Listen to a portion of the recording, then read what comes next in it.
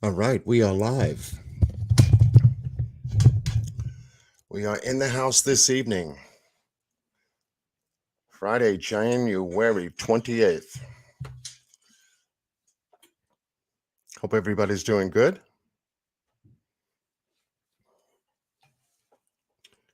We are here for another segment in our episode following the Daniel Robinson case investigation. Daniel Robinson's case. Welcome, everybody. We've got a number of people up in here. We've got the Renegade in the house. Welcome, Brother Renegade. We got Miss MTGV TV in the house. That's right. Smash that like button. Much love to MTGV TV. She's doing a marvelous job on her channel. Good to see you. Miss Anna D is in the house. Welcome, welcome, welcome. Anna D. Miss Unu is in the house. Welcome. Got my 8 balls up. You got your 8 balls up? I got my 8 balls up. Welcome, Miss Unu. Gloria J. Stump is in the house. Welcome.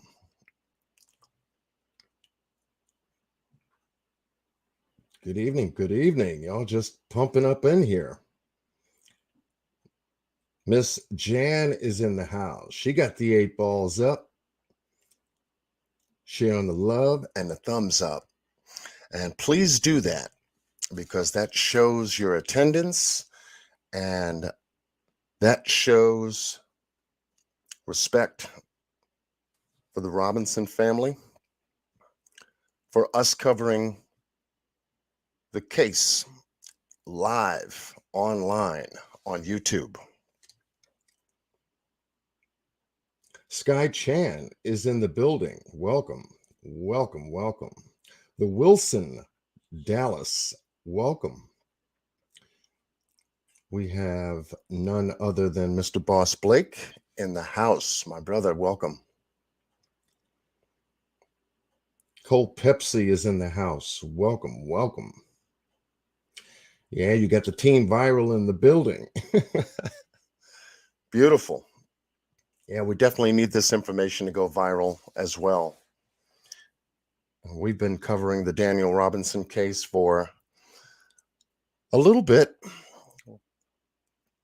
This case was brought to me by Miss Q right after we got finished doing the Summer Wells Reward Fund Marathon. I picked it up and began looking at some very interesting things. And when those things capture my attention, I go deeper into my investigative thoughts as to what I could share as a contribution to helping the case. That's what we do here on this channel. Absolutely. So we've been doing that for a string of lives covering the Daniel Robinson case, Miss Q and myself. We've had Mr. David Robinson, Daniel's father, on both of our channels, doing one-on-ones with Mr. David Robinson, getting the facts directly as the case opens. This is an open, ongoing live investigation. And we are looking at things to make a contribution to the investigation and helping to find Daniel. Daniel Robinson, extraordinary young man.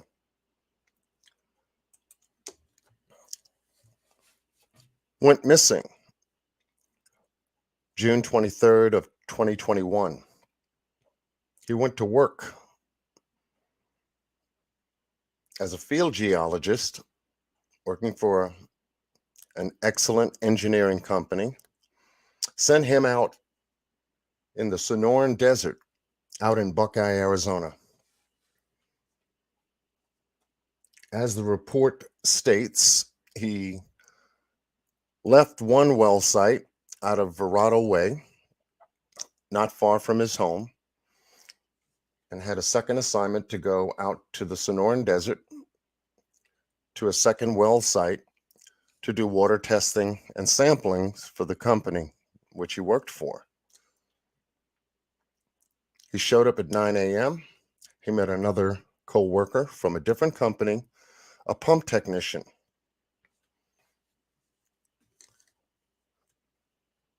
And they began their work. But something different happened, something strange happened. The co-worker from the other company said that Daniel was acting strange. He wasn't himself, even though that was the first time he met Daniel. He was looking off into the distance, not really paying attention to what he was supposed to do, allegedly, according to the co-worker. Daniel abruptly leaves, gets in his car,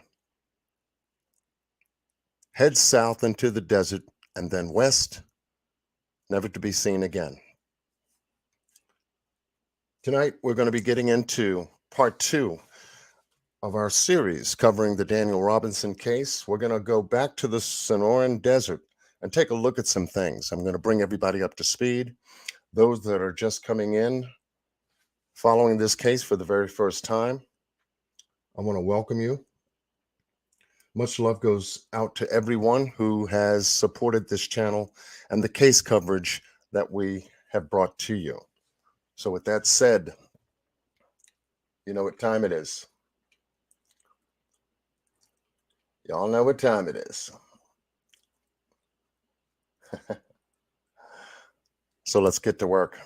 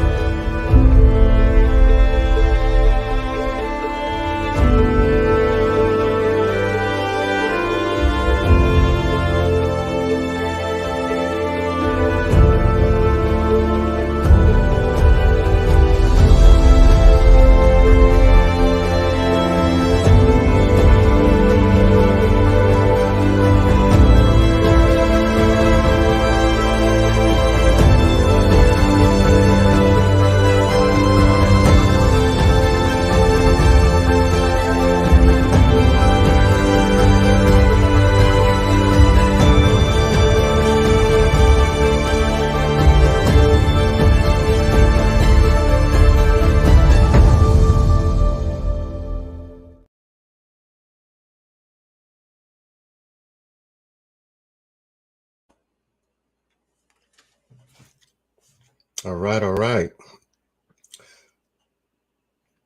Welcome, everybody. In covering this case of 25-year-old Daniel Robinson, who's missing in Buckeye, Arizona, a field geologist for an engineering company who went missing on June 23rd of 2021. His father, David Robinson, has been looking for him since June 26th and is still looking for Daniel to the present day.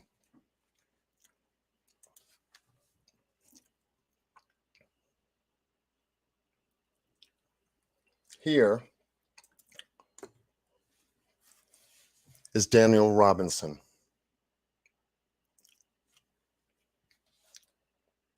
The place where he went missing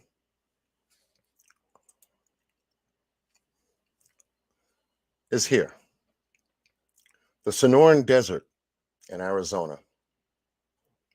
Now, this desert covers well over 100,000 square miles and is barren in all aspects of it.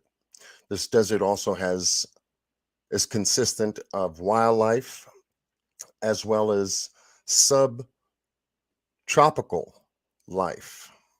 It has cactus, it has plants, special desert plants, things of that nature. Daniel working out in the desert is not new, especially when you have any kind of assignment which takes you out to these various different places, checking for water samples, minerals and rocks, things of that nature. Daniel, being as outgoing as he is, enjoyed his job as a field geologist, a graduate of Charleston University in South Carolina. This is where he went to begin his life. He bought his very first car, which is a 2017 Jeep Renegade.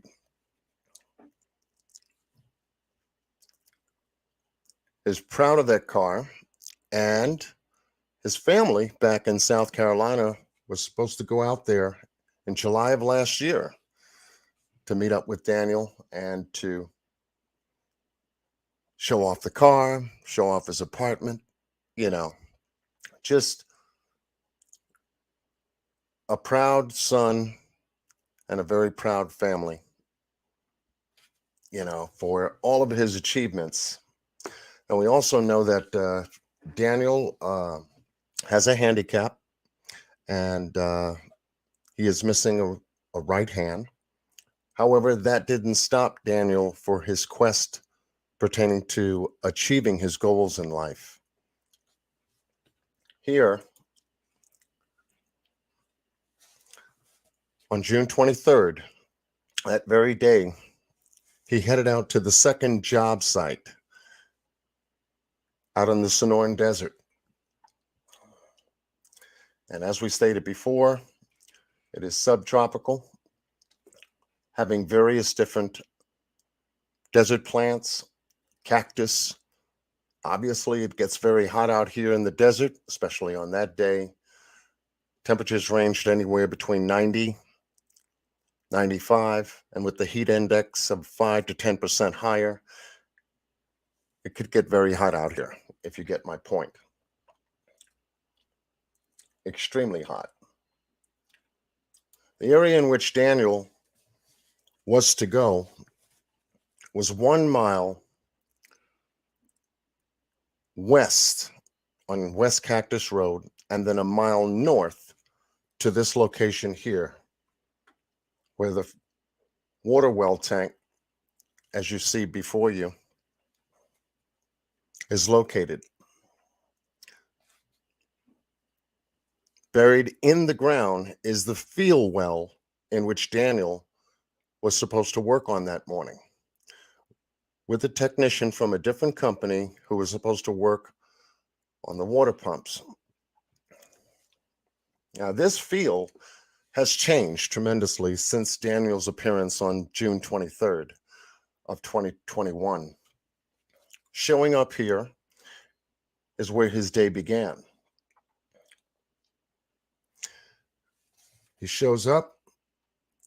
15 minutes later, he abruptly leaves this site for whatever strange reason he did, according to the coworker, leaving the coworker here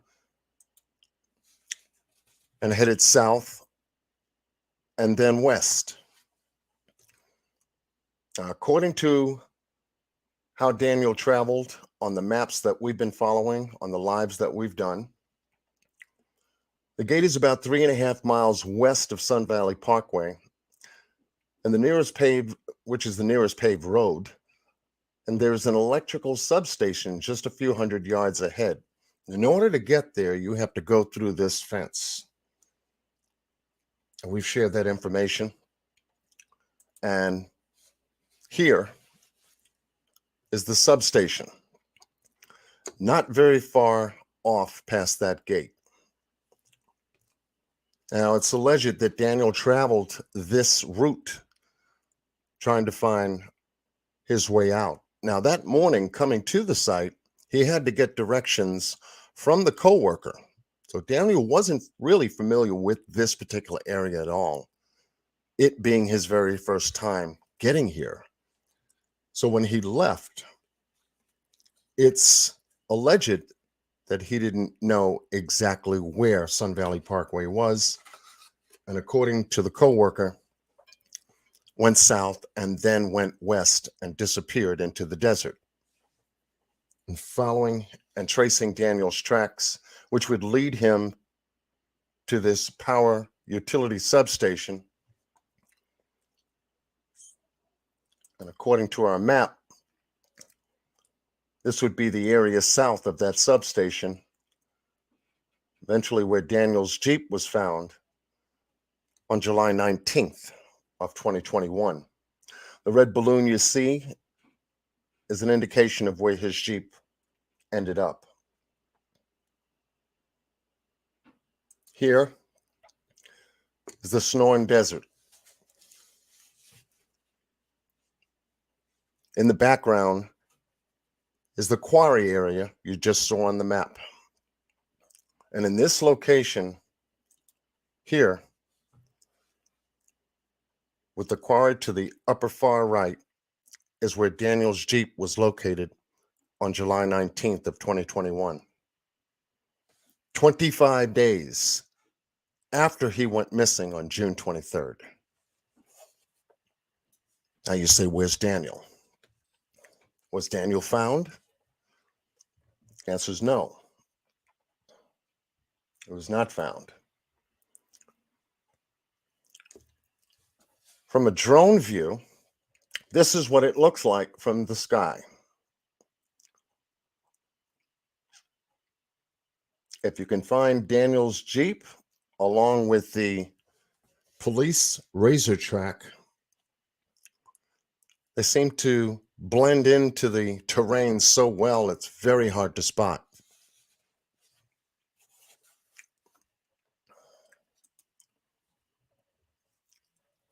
This is how Daniel's car was found. Now, the police did not find Daniel's Jeep out here. Authorities had looked for nearly a month. 48 hours after Daniel went missing, authorities sent up a Firebird helicopter to look for Daniel and covered at least 5 to 10 square miles from his job site. No Jeep, no Daniel. They went back July 9th with the Civil Air Patrol out of Phoenix, Arizona. This was a team that provided drone flyovers for that day, scheduled for that day from 6 a.m. till 12 noon. Supposed to have a 6-hour assignment. However, they didn't get there until 8 a.m. and only stayed for several hours, according to Mr. David Robinson, Daniel's father. He says that because he was out there waiting for them to show up. He saw what kind of a search they did and was highly disappointed that the Buckeye Police Department did not provide the necessary cadaver dogs, drones, and equipment to search for Daniel once they found Daniel's Jeep on July 19th. In fact, Buckeye Police Department gave Mr. Robinson a call on July 19th and told him that they found Daniel's car just the day before. But authorities weren't the one to find Daniel's Jeep here. It was a rancher that found Daniel's Jeep. He was tracking cattle from his vehicle, and he was able to locate and find Daniel's Jeep here. According to the Buckeye Police Department and them trying to trace and track how Daniel's Jeep got into this ravine, it stated that he came off the road while driving. And the rest of the report goes is that this car that Daniel allegedly drove into the ravine was going 30 miles an hour at the time of the crash. But yet, a private investigator, after performing a crash data analysis, found that the Jeep was going less than 30 miles an hour when the Jeep had its first impact. Driver's and passenger side airbags. In fact, it appears as though all 7 airbags in a 2017 Jeep Renegade deployed.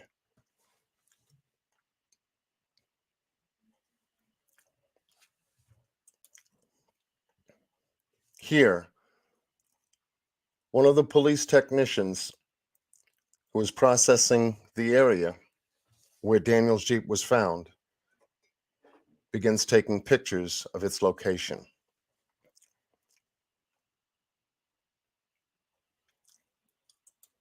Here, one of the main pictures of this scene is taken.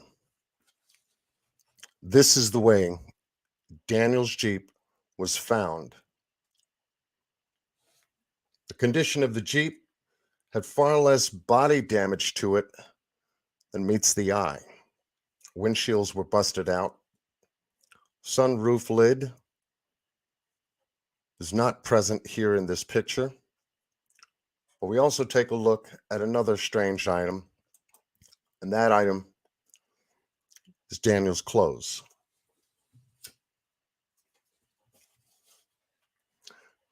If Daniel was driving this car, was he injured in this vehicle crash?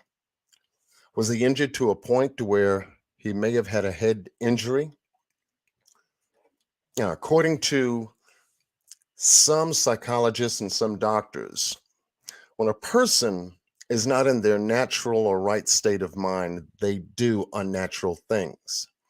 In the Kanika Jenkins case, which takes me back to 2017 at the Crown Plaza Hotel, where she went missing and then was found in an industrial kitchen freezer in the back of the hotel.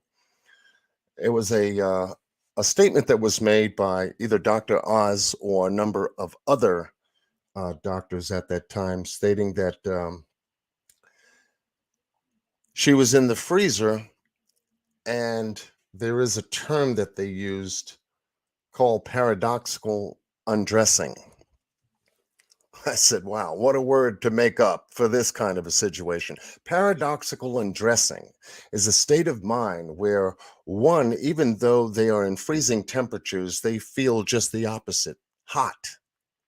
So what Kanika eventually ended up doing was removing her garments or loosening her garments in a way to where her body could begin breathing.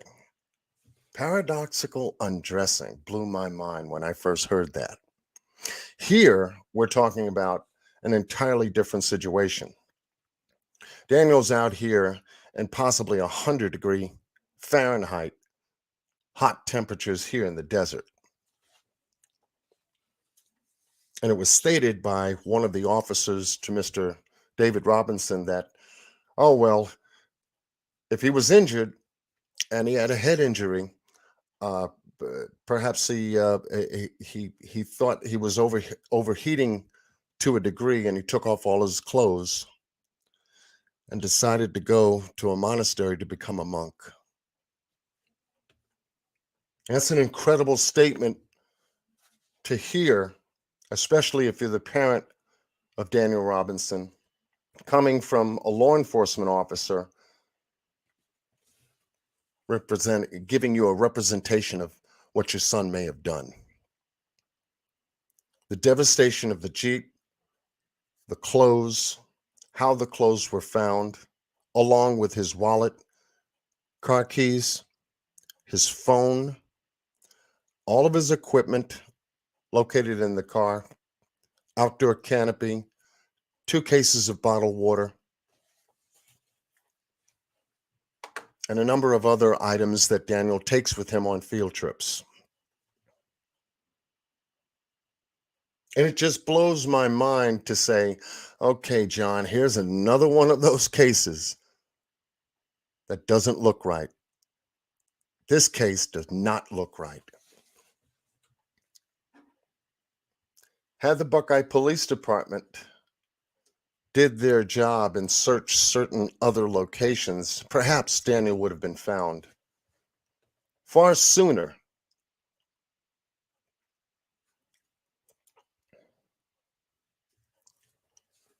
The most peculiar thing about Daniel's clothes is that his pants was turned inside out, totally reversed and laid on the ground.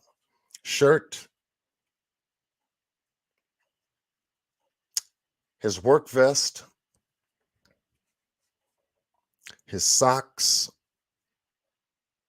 his boots, and underwear were found out here in the desert on July 19th. Where does that take you in your mind? What picture do you see now? Now you have a naked man. Daniel was 24 when he went missing. He just had a past birthday this month on the 14th.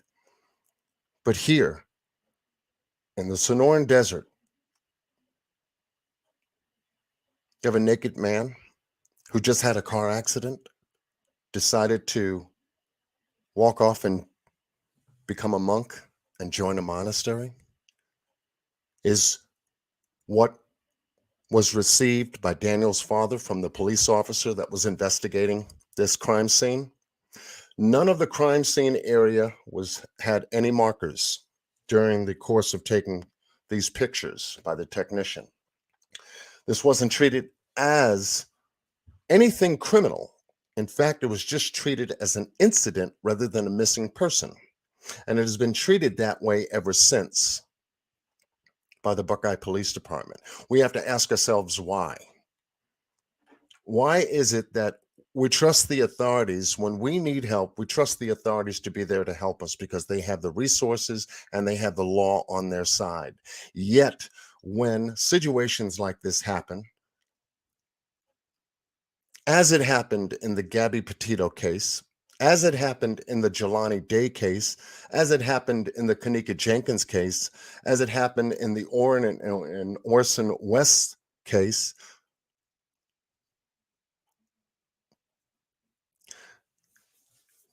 makes you wonder, why is each case treated so differently than the other? Especially this case. When the Gabby Petito case evolved and came about, it seemed like every resource on the planet moved in that direction to try to cover that case. FBI, search and rescue squads, police from all different kinds of agencies. And we're talking about from state to state moved for that case. Yet when it came to the Jelani Day case, something different happened. And those resources and folks weren't available for that case. Well, the same is presented here for the Daniel Robinson case. We hope that changes. We hope that changes.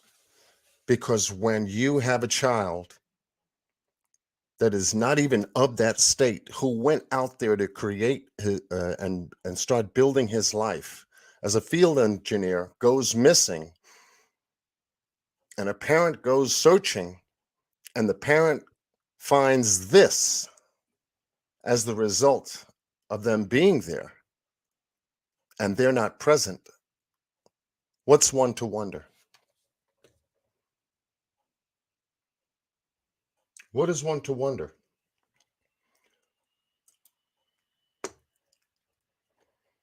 And looking at these pictures and the devastation in the vehicle and the clothes and the items that were left at this location begins to mark an idea of foul play. In studying these pictures, we begin to identify a lot of different things. that starts to appear to look like foul play. Here, when the Jeep was released back to Mr. David Robinson's possession, he had a private investigator who worked with him. He had to hire a private investigator along with a reconstructionist, vehicle reconstructionist, to go and take this Jeep the next day after finding out that this was Daniel's Jeep and start to investigate the Jeep as to what happened to it. And in various instances, they started finding out what happened to this Jeep. We talked to you about the airbag deployment and how strong they are when deployed after having a crash or collision. Could be deployed in a way to where they can assist in shattering a windshield in specific places within the vehicle, within the body of the vehicle itself.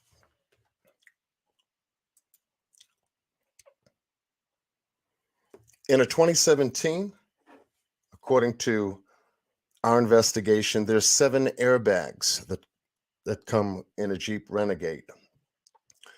You have the driver's side airbag, you have the passenger side airbag, you have side panel airbags that come from the doors. You have a ceiling or top roof airbag along with both rear driver and passenger side airbags in the back, along with a rear gate airbag. And this is all to prevent bodily injury to the passengers of the vehicle. The only thing that wasn't present, one of the most important pieces of equipment that Daniel had that day when he went to work, that wasn't present at the crime scene or at the crash site, was this item here, which is a Hydropack. This is a piece of equipment that Daniel would use, especially being out there in the desert in the hot heat, 90 to 100 degree temperature, is to keep him hydrated. This is where he would keep his water reserve. And it would have a long straw to it. And from time to time, when you feel the need to replenish yourself, you'd have that straw that would be nestled right in the front, and you would be able to take a sip and continue working at the same time. Now, just further south of where that vehicle was, we were able to find specific items in the geographical map location, not very far from where Daniel's Jeep had crashed. This is not even one grid south. This would be less than a mile south. This is a corral and water tank area for livestock. This is what it looks like from the ground. Could Daniel have possibly come down here during his drive south and gone west into the desert? We don't know.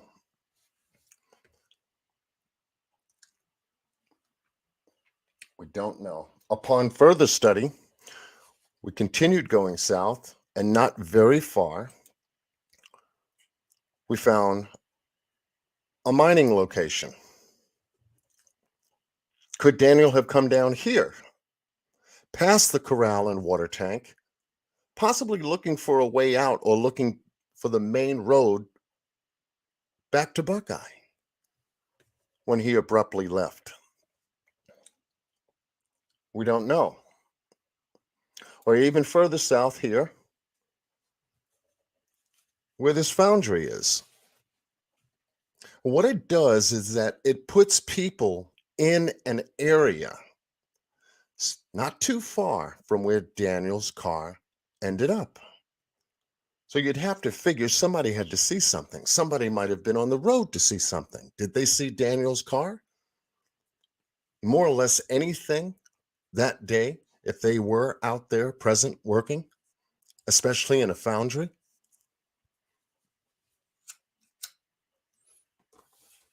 You have to you have to begin wondering, who else was out here with Daniel? Who else knew Daniel was out here? Aside from the co-worker that he started working with and the company who gave him the assignment, who else knew that Daniel was working out here? There was a picture that was posted on Facebook 2 days 2 days prior to, let me just grab this over here. Welcome, everybody, and thank you for joining us this evening. There we go. Now, the picture you see before you is very interesting. To the left is Daniel's vehicle in the desert. To the right, this was taken by someone who was moving in a vehicle and stated that they saw Daniel's car here 2 days before it ended up in the desert. Now, we are still tracking to get some kind of confirmation to know whether this is Daniel's vehicle 2 days prior than it being found in the desert.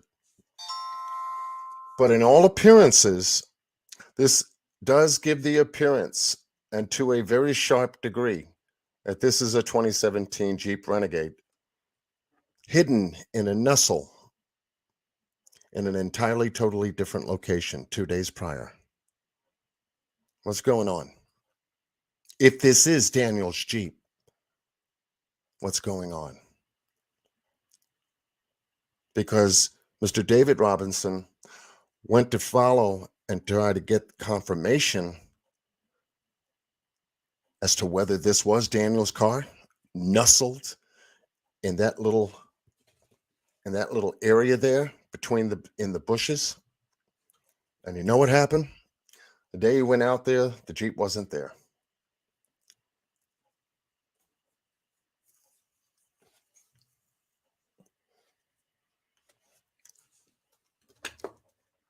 He was told by the Buckeye Police Department, no, that ain't the Jeep we're looking for. That's not your son's Jeep. That's an entirely different vehicle. But that Jeep on the right-hand side wasn't there. Yet 2 days later, the Jeep ended up being found by a rancher tracking cattle in the Sonoran Desert. This is what begins to make this case very strange. And when you have these kinds of things occur in a case like this, you start to scratch your head. Is this something going on? Is there some people out there in Buckeye, Arizona, not telling the truth now? Here's a man from South Carolina going out there by himself, leaving his extended family back in South Carolina to go and look for Daniel out here in the desert. And he's supposed to trust all the people that he's supposed to be surrounded with who's there to help him, including the Buckeye Police Department. And yet you're going to get some song and dance about where his car was located, where his car was found, where his car may have been seen, might have been seen, could have been seen, but it wasn't. Then it begins to start to irk you. So here, along with his team, he was able to assemble a search party himself outside of the Buckeye Police Department's help, along with a private investigator and a search team with more than nearly 200 people who decided, when word got to them about David Robinson being out here searching for his son Daniel hit Facebook, eventually hit YouTube, and then came to our attention through Miss Q.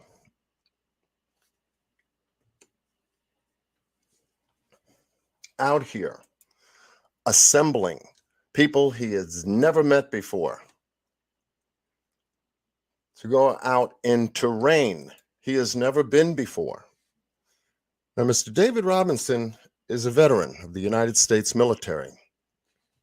He was stationed out in Afghanistan, if I'm not mistaken, and so he is familiar to some degree from his training on how to navigate and how to map plan according to any kind of mission that he's there to accomplish. He's taken that training now here to the Sonoran Desert to look for Daniel. And he has put together a search party,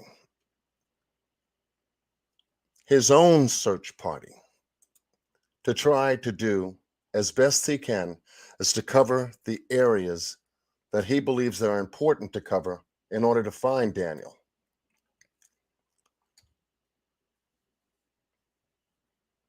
$100,000 square miles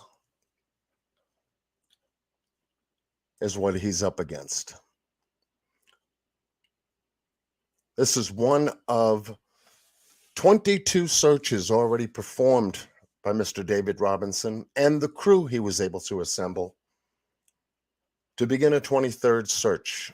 This was part of the recent search that we're able to share with you some of the photos of the folks that gathered there in the desert to meet up with Mr.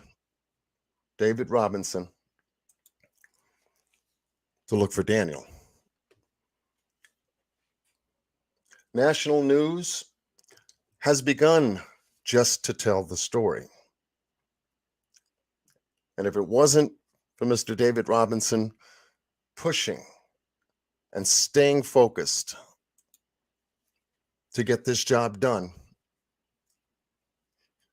he might have just given up and went back to South Carolina.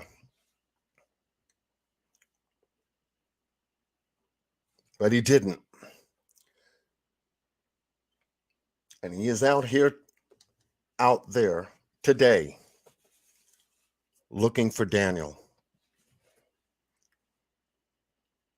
All of these people that he's never met before, who's come across this story, are starting to respond to his plea for help. Because they're understanding now the story that the Buckeye Police Department to this day has not rendered any resources to find Daniel out in the Sonoran Desert. Why is that? Once again,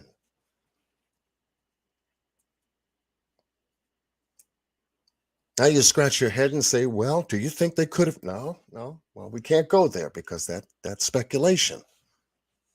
Could they be involved? No, you can't go there. But where we can go is what we see here before us.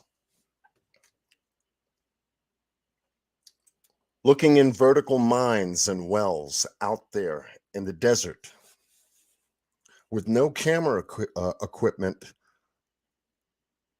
is very difficult. Some of these wells can run 100, 200 or more feet deep. And if they're not secured in some way, shape, or form, yes, someone can have an accident and fall in, and that's the end of that. But you would never be able to locate them without the proper equipment and the high-tech cameras that Mr. David Robinson needs to check these wells thoroughly to see if his son is in one of these wells out here is much needed. The horizontal mines that are captured out here in the desert can hold wildlife and a number of different things.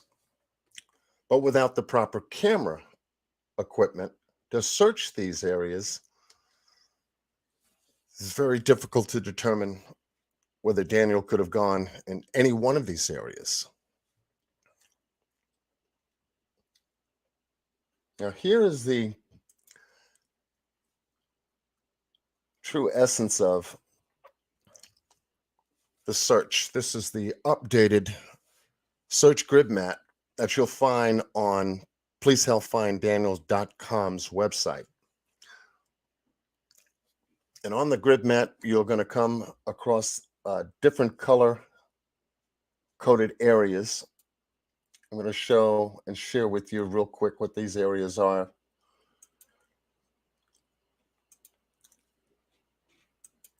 On my screen, real quick, and then I'm going to be joined in a moment by Mr. Renegade Randy, who's going to help me to cover the additional information we were able to research and find to date with our investigation of this case. Let me just bring this up for you real quick. Welcome, everyone. And yes, we have been working hard.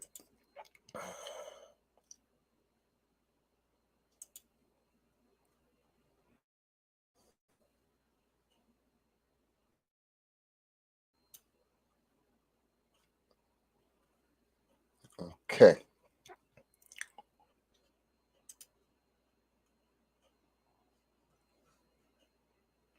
So here we have the grid map.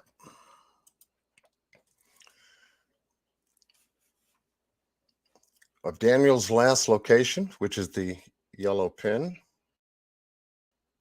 Try to blow that up for you as best as I can. And we're dealing with a live grid map, so it's very delicate when you move the map. But each sector is numbered. Each area is color-coded.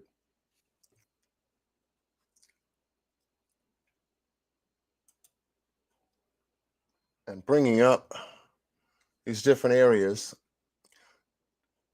you'll have the vehicle's approximate location. You'll have the pin as to Daniel's last known location. And then you'll have the red, the orange, the brown, the green areas, all indicating what needs to be done and what hasn't been done. And as you can see, the brown areas to the dark brown areas, these are desired areas needed to be searched. The blue areas indicate hasty search. In other words, they just walked through and that was pretty much it. It's folks that were out there volunteering their time to search for Daniel. They just nestled together to try to perform just a sight view search, if you will.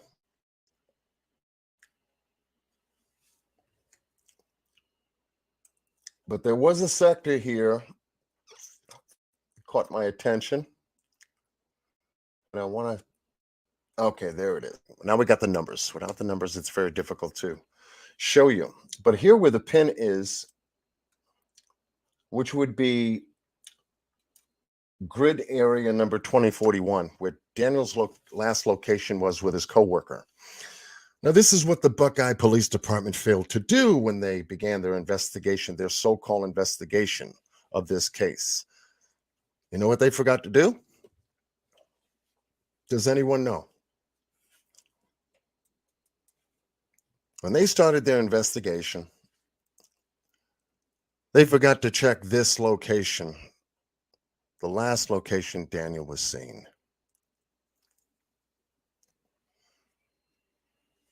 Would you believe that? Would you believe that? That's right. That's what I said. The Buckeye Police Department did not search location 2041 where this pin is, last known location where Daniel was working. However, what they did do was go all the way south of that, southwest of that, into grid area 1739, where the vehicle ended up.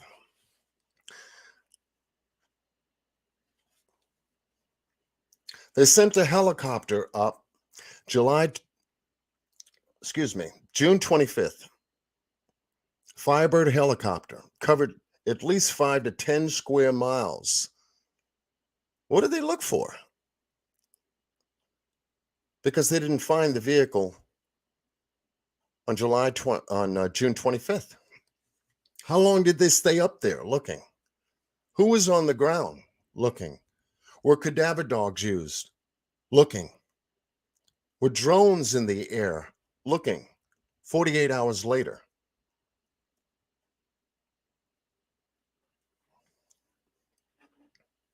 Why wasn't Daniel's vehicle found on June 25th if they had an aerial search done by the Buckeye Police Department?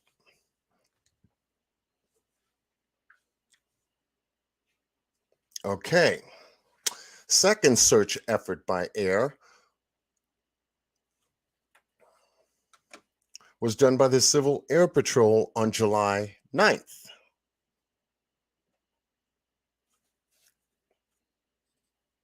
And as I told you earlier before, Mr. Robinson was out there on July 9th. They were supposed to start at 6, end at 12. They started at 8 and ended in a few hours, a couple of hours thereafter. They left before lunch. Why didn't they spot Daniel's vehicle within a 10-mile radius of where he last was seen? It's only 2.5 to 2.75 miles southwest of where Daniel was working, according to the grid map. You see that right there. Now, the green areas will indicate a foot line search. Get out of there. Foot line search that needs verification. This is an area where foot search and ATV search, but not line searched. And line searching is what's needed. Up close on the ground line search in these green areas. The blue areas were hasty searches. The brown areas are desired areas to be searched. As you can see here.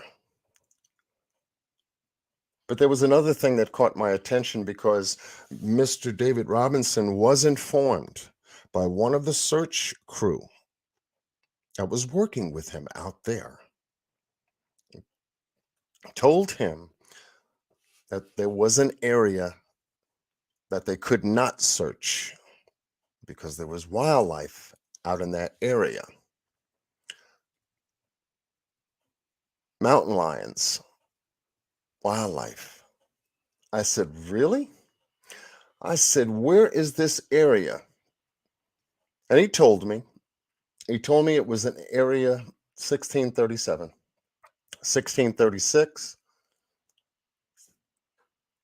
1736, 1737, 1735, all in the brown area, the area that needs to be searched. Now, why would someone not want to go and search the area where wildlife lives, especially where mountain lions live? Wouldn't you want to search that area? And we're talking about the Sonoran Desert, of all things, of all places. You're looking for your loved one. And if there are animals out there that could cause your family member any harm, you would want to go where they live. Wouldn't you? So let me show you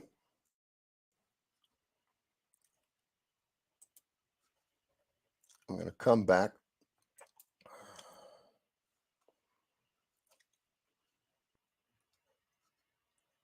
And show you directly on how far this mountain lion den is, because it's not far at all. In fact, it's right here.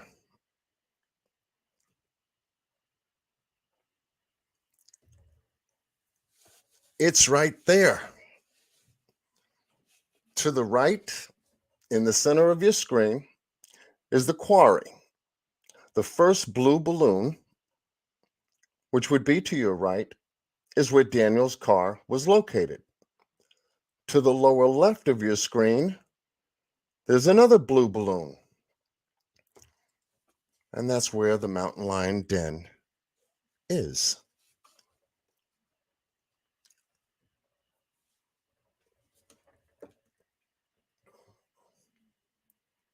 And I say, wow. And someone from the search party told Mr. Robinson that's an area that it's just too dangerous to search. And yet that would be the first place I would look, since you didn't search the actual location of where my son went missing, where he was working, that he allegedly or supposedly drove off into the desert. You mean to tell me we can't search this area because we don't have the equipment? And Arizona is an open carry, state. Said, brother, grab your guns, get your shotgun, get your AR-15, whatever. We're going to search this lion's den and any other lion's den that happens to be in the neighborhood, because this is only a mile away, folks. 1 mile away. Just one.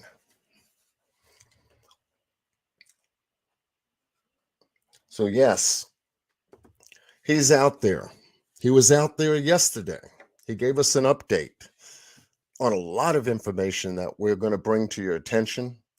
We're going to cover as much of it as we can in tonight's live. It is a lot, but we're breaking it down piece by piece, because things are rolling in a direction that we had no idea would be rolling in. But you know, when you find this kind of information, you believe, oh my God, is this a movie? Because it feels like one of those things, a movie.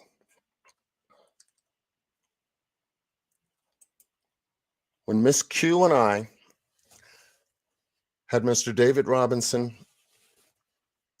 on both her channel and my channel, we were collecting information and we were giving information pertaining to this particular case, trying to help to find where Daniel was. Me, I'm a technical kind of guy. I start looking at land maps. I start looking at anything involved in this case that needs to be addressed and looked at carefully. Miss Q did the report. I did the technical map and car investigation.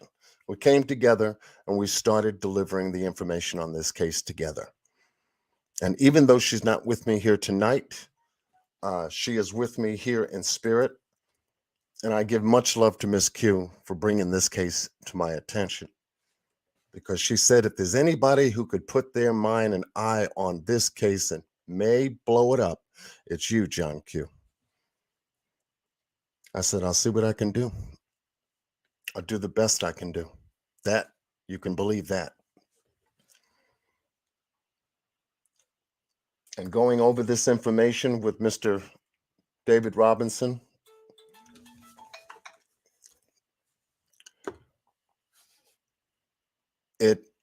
it touches me every time he's on our channels sharing what he was able to experience out there in Buckeye, Arizona. And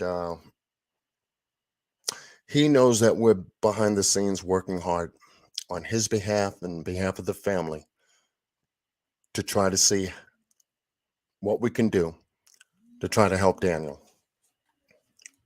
So tonight, I'm going to be joined by Mr. Randy, the Renegade Randy, who's going to help walk us through the rest of tonight's information and live together. What's going on, chat? Hey, What's up, John? how you doing? I'm here. I see. You ready to go to work? Been ready. Okay. So, in order for us to bring to you tonight an exclusive interview that was done by a prominent celebrity, and hopefully we don't get a copyright strike. I'm going to throw my disclaimer up here just to try to see if we can get some kind of protection against it. But I found it very important that we share this information with you because it was just such a touching interview, but brilliantly done in order to get the story out about what happened to Daniel Robinson, as we are trying to get the story out about not only what happened, but where is Daniel. And so in sharing that information, I now post a copyright disclaimer and disclaimer, and to use the information for educational purposes as well as research purposes, and to bring to you a very prominent celebrity that had a very, very deep interview with the Robinson family concerning Daniel. And that celebrity is Jada Pinkett Smith, the wife of Will Smith, on her show, The Red Table. And here we will begin the interview with Miss Jada Pinkett Smith on The Red Table. Loved ones. Daniel Robinson went missing 4 months ago. This is the last photo his family has of him. He's a 24-year-old geologist, last seen leaving his job site in Buckeye, Arizona. His overturned Jeep and belongings were found in a nearby ravine. His parents, David and Melissa, need our help. We wanted to give you an opportunity to tell us about your son, Daniel. I had a moment when you showed me his picture. Yeah. Just looking at him, it's so difficult. You want to talk to him, you want to hug him. Daniel is my hero. Just reading his text, telling me how he feels about me, leaving the very last message on June the 21st, telling me how he loves me. Hey, Mama. I just wanted to see how you're doing. I just want to let you know I love you. And, yeah, we could talk later. All right, bye. Oh, wow. And that was the last time that you heard from him? Yeah. David, when was it that you guys decided that something was not right? On June 23rd, I received a phone call from my daughter. She alerted me that one of the coworkers came by and was searching for Daniel. We weren't getting any answers to his phone. They said he was last seen at his job site roughly 9 o'clock that morning. And I just knew immediately that things wasn't right because Daniel, he would never, ever not answer his phone, first of all. And the second thing is not tell us where he was going. Right. I think that's really important because the idea of patterns, I'm really big on that, even with my children. What David is basically saying is that a pattern was broken. And so he saw immediately that this is out of character. Right. Something is wrong. And that's so important for police officers when they start to investigate these cases. One of the first questions they'll ask is was this normal? Is this something he would do? Because the thought is maybe they're just not calling you. There is this tendency to say, why don't you just give it a little bit? Right. You might hear from him. He might come around. Yeah. But it's got to be, this is not like my son. And you are the one who knows your child. Right. To have them understand, no, this what's out of the ordinary? David, is it my understanding that you've relocated to Arizona to lead the search for your son? Upon putting in a missing person report with the Buckeye Police Department, they said they was gonna go out, search the next following morning because it was too dark when I called in. And once that morning came and they canceled and alerted me that being that my son is grown, he's an adult, he's allowed to leave. When I heard that, that was unacceptable to me. So I grabbed everything I could and I just started driving. I made it out here and I've been here since June the 26th. Got it. Searching for my son. We're gonna find Daniel. Was it difficult to get the police to just take seriously that Daniel was missing? Yes, even from the first day, we know our son, and it's very out of character. Things didn't add up. It was very difficult just to even get movement. They did a first search for my son, which was 3 days later. I haven't gotten any support from the police department. I mean, nothing. We have been fortunate to get our own cadaver dogs and search dogs, even the aircraft, drones. We've been on it. The searches, full of volunteers. The difficulty has been getting media attention. And I stayed up many nights, emailing, texting, calling, visiting, whatever it took just to get something going. It lasted for 3 months, 3 hard months. David, you actually hired your own investigator, right? You're saying the word we, but this does not include the police. You've had to do this independently, right? That's correct. That is correct. I say we because everybody who come out to the searches, we're family. That's my extended family. That's right. Yeah. We put long hours out there in 118-degree weather. They're dedicated people. The things that I feel, and my son's mother, is the things that the people that serve and protect should be doing. We found ourselves doing it. When you talk about the searches that you've been putting together, how were you able to do that? I didn't know anyone when I hit the ground here. I didn't know how to get involved. I never organized anything in my life. Right. So I just reached out to any and everybody I could. What I was trying to do is find people who actually knew about the desert conditions. Got it. When you found the car, all his belongings were inside the car, correct? Well, it's a rancher found our son's vehicle, and that was on July the 19th. When I received the call, it was 9 o'clock that morning, the next day after they found my son's vehicle. The first thing the detective said to me was, "Hey, Mr. Robinson, we found your son's vehicle." That just took my breath away, thinking that maybe I hear something else horrible. I'm going to tell his mother. I said, "Okay, when was it found?" And he told me it was found the day before. And I asked him, "Okay, why you guys didn't call me?" "We didn't want to disturb your sleep." That made me uptight. My son's clothing, everything he had on his body was about 3 feet away from the vehicle in a pile. His safety vest that he wore the day he went missing was another foot away. His cell phone was in the vehicle, work computer. His wallet was in the pants pocket in the pile. I know that's difficult for his mother to hear all this. Excuse me, give him a moment. One of the things that struck me the most, my son is only 24 years old. Yeah. They're attached to their phones. I know they are. Right. And I couldn't see him leaving that behind. Exactly. What did the police tell you as to explain? Did they offer any theory of the case whatsoever to try to find him?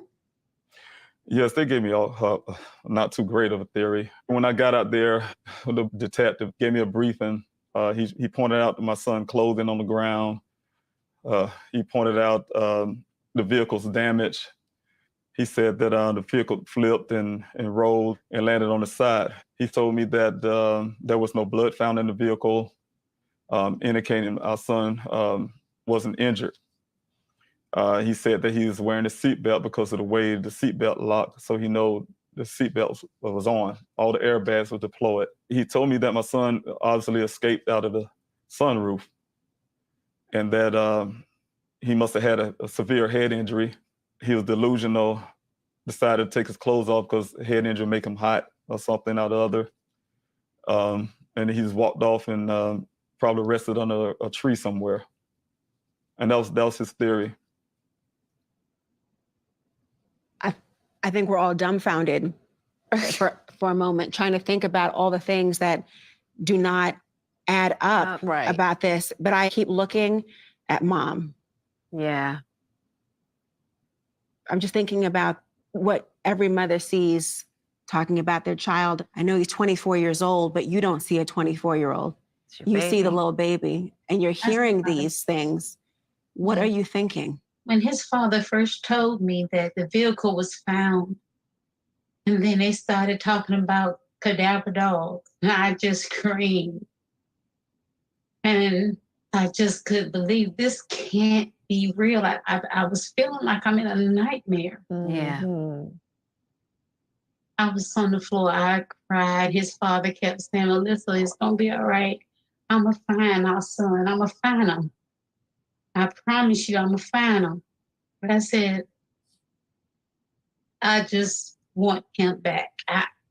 I didn't even know what to pray or how to pray. Yeah. And then I had to just change that prayer and say, I want him back safe. The thoughts are running rampant in my mind. I'm thinking the very worst thing, Yeah. that someone is hurting my son. I'm seeing him crying out for me.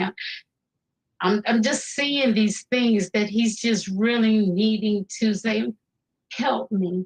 I started dreaming about him, Yeah. saying, Mama, I'm here. Mama, I'm over here. Hurry up. And I'm saying, Daniel, please listen to me. I'm talking to you. And it's saying, Mom, I'm here. Yeah. Mom, I'm here. I need to find him. And it was heartbreaking to just go to his apartment. Yeah. Very, very heartbreaking. I had to pick up the little hairs off the floor and put them in a Ziploc bag, because at least I knew that was a part of him. Right. That's all I had. But one thing I want to really say too, Daniel is definitely not a person that's depressed and down. He's high spirited, have dreams, and he's a contributor to society. Daniel's a scientist, very smart, very sharp, and we just want him back home. We just want him back here with us. We want to just give our prayers to you, our love, and you know, we are wishing you the best in this. Thank you so much. So much.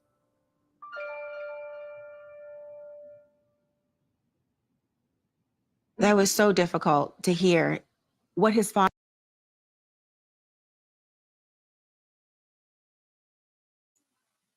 That gets me every time I watch it. Yeah. They did an extraordinary job in covering this story on Red Table with Jada Pickett Smith.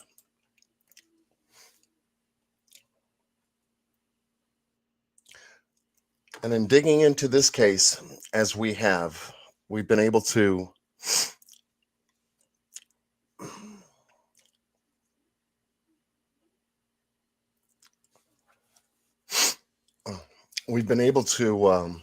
find some information that's bringing us closer and closer to a lot of the facts in this case. I want to thank everyone for supporting what we're doing for Daniel and the Robinson family, because this is one case like no other for me, like no other for Miss Q, like no other for Renegade, and like no other for UNU.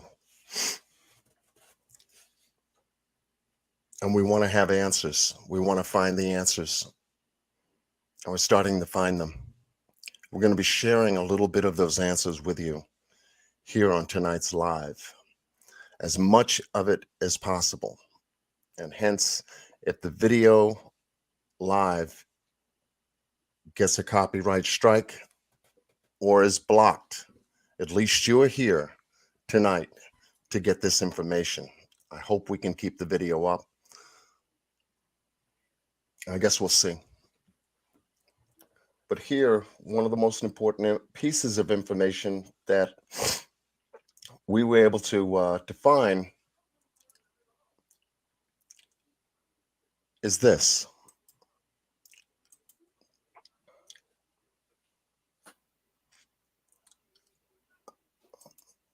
Let me share this.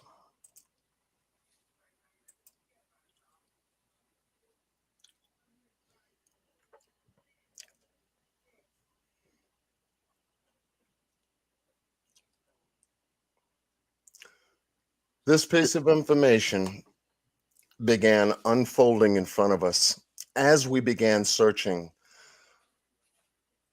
for any and all evidence pertaining to this case.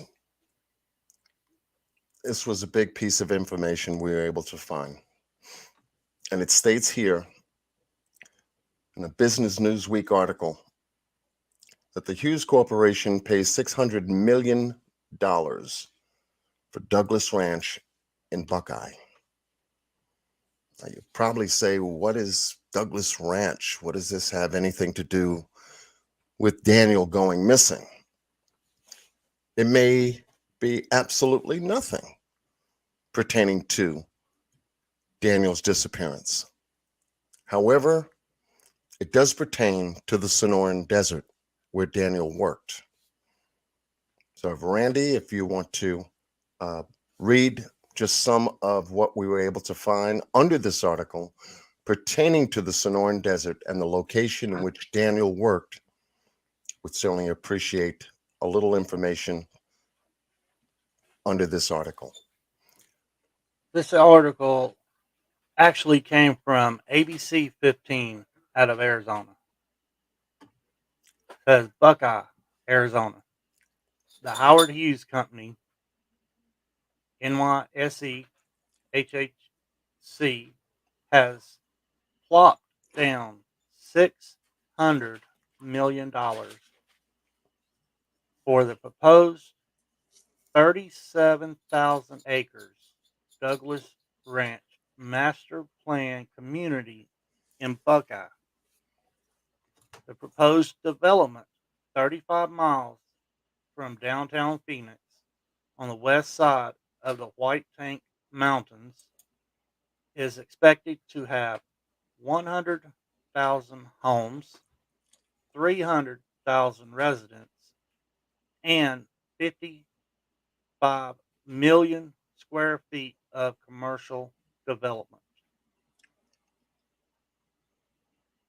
Scottsdale-based Eldorado Holdings Incorporated and Phoenix-based JDM Partners, which sold the vacant land to HHC, will still maintain a 50% stake in Trillium, which is the name of the community. The 3,300 acres master plan community designed as a gateway to Douglas Ranch. While HHC will own the other half of Trillium, JDM and Eldorado will each own 25% of Trillium, said Jerry Kolenkler, founder of JDM. Bear in mind that Trillium has 10 years or less lifespan. It will be built out, Kolenkler said. We're plotting lots right now for the first 1,100 acres.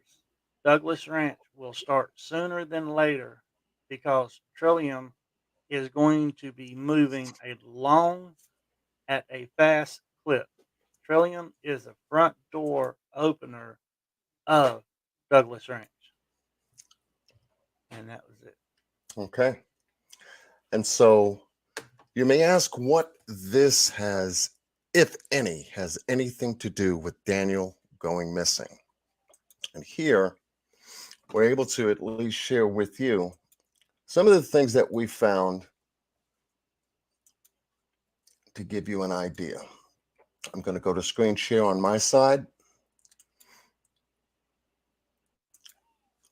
and share with you a land map.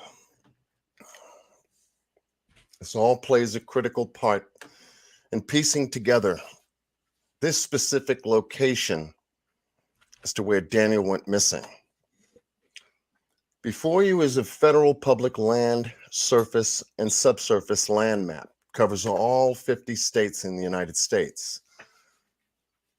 State map you see in front of you, the white portions cover the states themselves. The red portions covers all federal public land surfaces and subsurfaces. Here, we wanted to find out how the land was broken up and divided. And in doing our research, we were able to find out just that.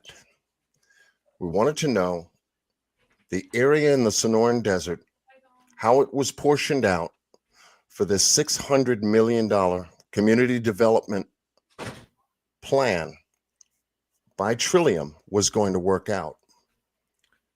And according to this map, and where Daniel's car was found, we wanted to know if Daniel's car was found on federal land or on private property.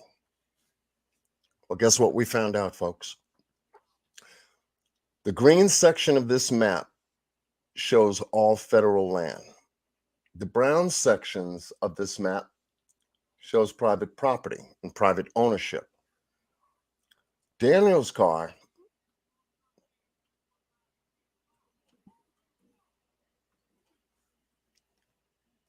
was found here, down by the southern quarry area that we showed you moments at the beginning of the live. In that region, not very far off from that quarry, is where Daniel's car was found. It is right on the line bordering federal land and private property owned by the new development that's going up out there, Douglas Ranch. This piece of information needs to be addressed and addressed by the federal people called the FBI. They would have to prove to Mr. Robinson that Daniel's car was not found on federal land, but yet on private property. If it's fallen on private property, then obviously we have a direction to go to, don't we? If it's fallen on federal property, we still have a direction to go to. And that would involve the FBI to get into this case and begin investigating everything about this case, including all of the activities in which the Buckeye Police Department picked up on the investigation of this case.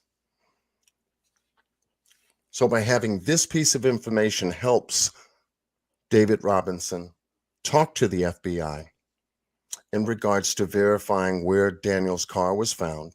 If on federal land, they need to address this case by getting involved in the investigation. That's one aspect of our research that can help the Robinson family find Daniel. Now, this took some time to find, but we needed to find an open door to the FBI. This piece right here can open that door. It's one aspect. We wanted to also know about the Douglas Ranch area. What were they going to do now with the Trillium Conglomerate Partnership and the Howard Hughes Corporation in joint partnership that laid down $600 million for 37,000 acres for community development to start to break ground here in the Sonoran Desert, not very far from where Daniel went to work on June 23rd of 2021. He was out there to test the water wells, check the integrity of the surrounding areas, and get some land samples. Were those tests ever conducted by his company that he worked for? We don't know. Was the information sent back to the company? We don't know. Daniel went missing that day, remember? Most likely what they did do, since Daniel went missing, is to send another field geologist out there and replace Daniel to get the area tested and checked so that they can continue reporting on the water testing that was done out there, ground samples that was done out there, and rock minerals that was done out there. Because someone's paying for that information. Douglas Ranch.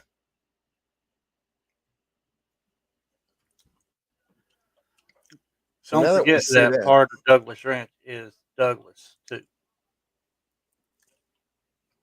say again. Don't forget part of the Douglas Ranch is a Douglas. You got Douglas and then you got Douglas Ranch. Right. Douglas is going to be part of Trillium, which is Douglas Ranch and the surrounding areas. Okay. And so here, coming back to you, we were able to analyze this information and then put together the same idea as any big community development type of economic development program or planning that one would have to do, and that is understand what the model looks like, understand what's going to be out there, what are the future plans of the Sonoran Desert when it pertains to this type of a project.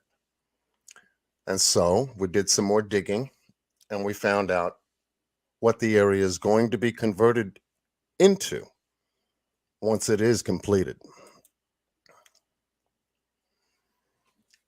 And that would be your Trillium.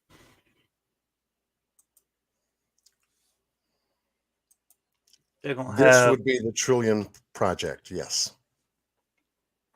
they're going to have a community park.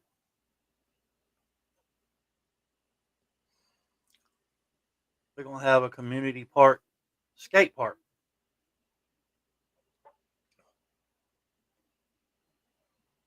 They're also going to have an event plaza.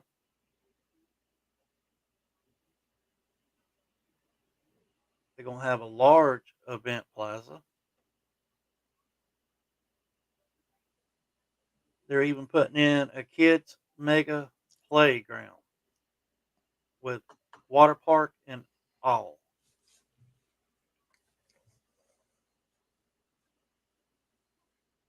This is what the neighborhood is going to look like. You're going to have all your homes. You're going to have community where all your parks and all are. You're even going to have a commercial site down here.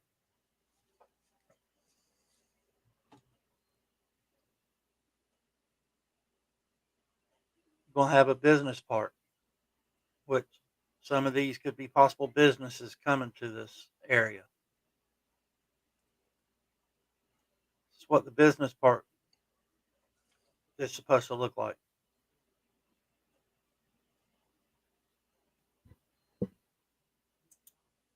then you have villages. This is just part of what this community is going to look like.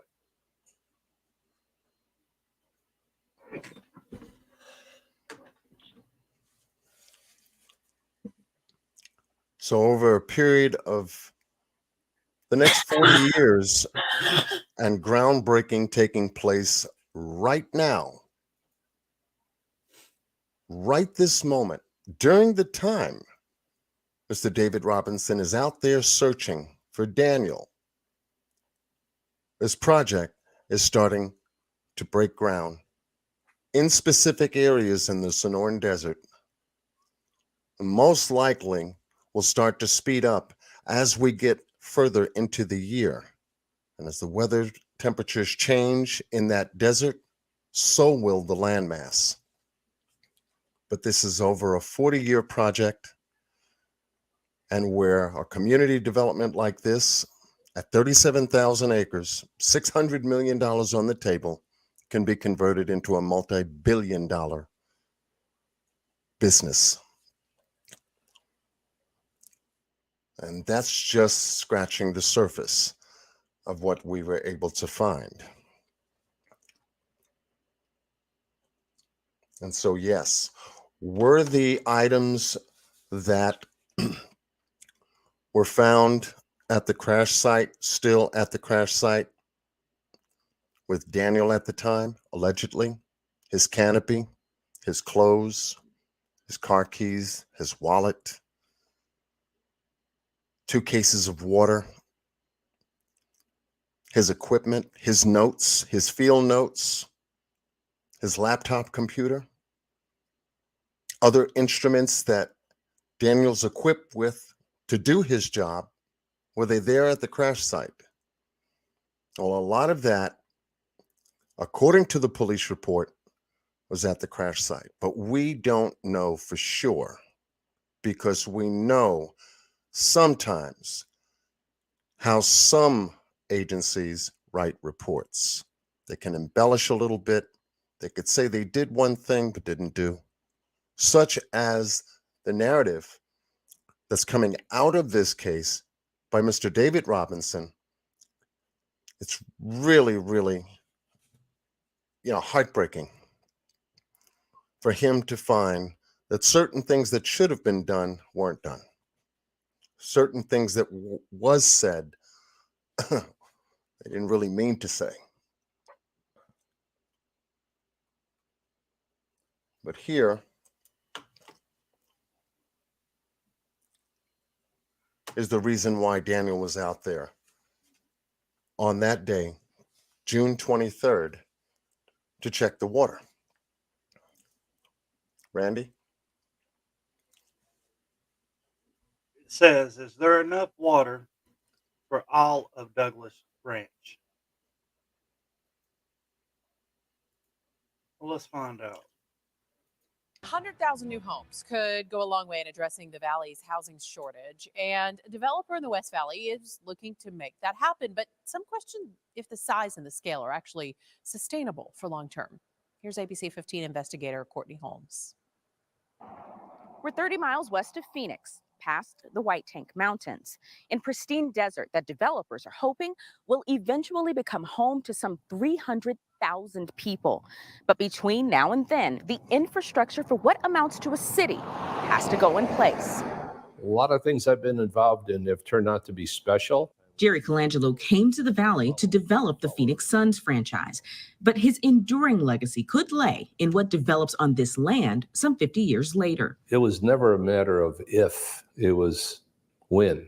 How soon would this take place? Colangelo and his partners always had ambitious plans for the 37,000 acres in North Buckeye since its purchase in 2002. Buckeye is the fastest growing city in America today, and that's now. Think about 10, 20, 30, 40 years from now. With more than 200 people a day moving to the Valley, they say it's time to get houses built. I think that we should have homes on the ground in 2022 for new residents to move in. David O'Reilly is the CEO of Howard Hughes Corporation. The company bought the land from Colangelo's partners to begin developing the master planned community, Douglas Ranch. I think the easiest way to think about it is it's 3 times the size of the island of Manhattan. The eventual goal, 100,000 homes, 300,000 residents, and even more businesses. It's its own city. And when we're done, we'll have just as many people commuting into work as living there. That many people will require a lot of water. O'Reilly says they'll get it from the ground. Douglas Ranch sits right on top of the lower Hassayampa Aquifer, which will primarily be our source of water. And that has environmental advocates concerned. Too big, too much. Sandy Barr is with conservation group Sierra Club. Because of prolonged drought and cuts to Colorado River allotments, she says Arizona is running out of options for surface water to replenish groundwater that's been pumped. Arizona cities like Buckeye should be looking at much more modest growth.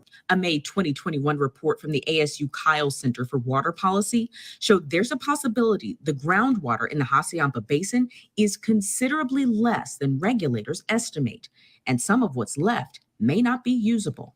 The state's Department of Water Resources is in the process of determining that right now. Not the kind of development we should be doing in the Sonoran Desert. But Howard Hughes Corporation says it knows how to operate in the desert. Summerlin, its master planned community in Las Vegas, has been around since 1990. We've been ahead of the curve further beyond just the local regulations, saving over 100 millions of gallons of water a year in Summerlin. We're going to be able to employ those exact same technologies. The state has determined the project's first phase, Trillium, has adequate 100-year supply for just over 7,000 homes. Building is expected to begin next year and could continue for the next 40 years. I won't see it beyond who knows how many years I have left, but this place is going to be an incredible place. In Buckeye, Courtney Holmes, ABC 15, Arizona.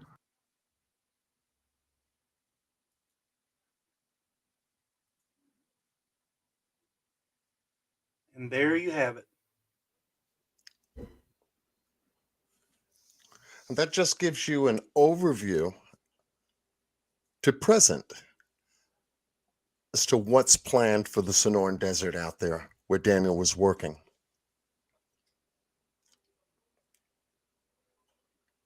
Much love to everyone joining us for tonight's special live pertaining to the Sonoran Desert, missing in Arizona, the case of Daniel Robinson.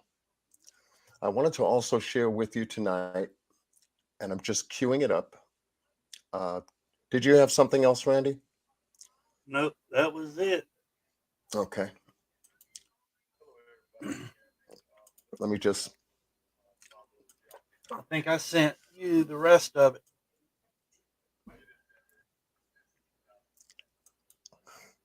Okay, I'm just having a little bit of a lag. Just bear with me.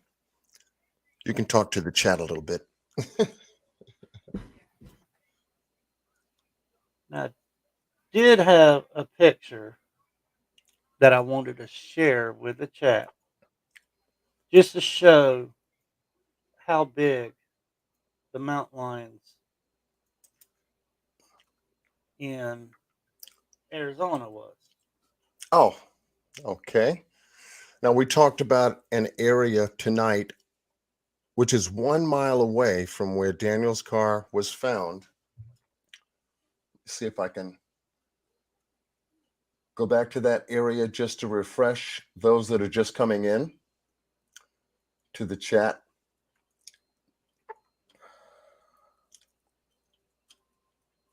Thank you for joining us. I'm just looking to locate that picture right now. I've got so many things happening over here. But you would think that with it being a desert, you wouldn't have very big mountain lions out in the desert like you would in the mountains or in a more populated area. Right. Absolutely. So in that particular area, 1 mile away from the crash site is where it was identified that there was a mountain lion den just across from the Wagner Wash area, as you see there, and the wash is running right down the middle. It's that big, thick, sandy, smooth area. You'd need a razor track vehicle in order to traverse this area, but the rest of the land mass is more solid, where you would need a sturdy vehicle to cover the terrain. Here on the map, to the lower left-hand corner is where that mountain lion's den is located. And as you can see, it's only a mile away, not very far from the crash site. Now you can say, well, could Daniel, if he survived that crash, go into an area that he was unfamiliar with? We don't know. But this is the area that they need to check according to the sector map that we shared with you earlier. It would be one of the most important places to get checked ASAP because of the wildlife in that area. And what we're about to show you is just some of the features of what mountain lions out there look like. This right here shows how big the mountain lion's paws are compared to a human's hand. To me, I would say that's huge. It is very huge. And if that hit a human, they would be on the ground in a heartbeat. Here's a picture of one of the mountain lions out in the Sonora Desert.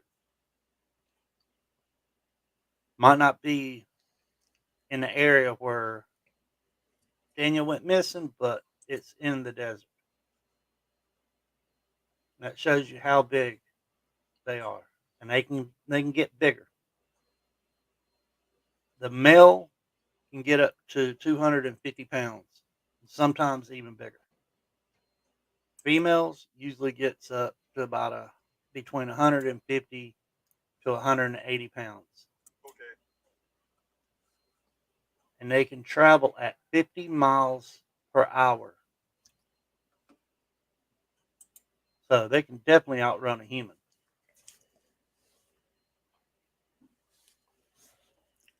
They like to stay in caves. They like to build their own dens if there's no caves around. So they will dig out caves in the banks of all of these places out here where the Jeep was found. Did find that much out. Here's one running. And the thing about these mountain lions, too, if any one of the folks in the chat have a cat, well, a mountain lion obviously is of the cat family. If you can think if your pet, the cat, in various different times, in various different ways, cat behavior is the same as the mountain lion's cat's behavior. And if you can just picture with me just for a moment how a cat reacts if it sees a mouse. If it finds a mouse hole somewhere in the house, a cat is a very cunning creature when it comes to,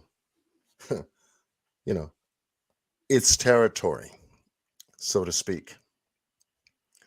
And so if a cat is waiting for its prey in any way, shape, or form,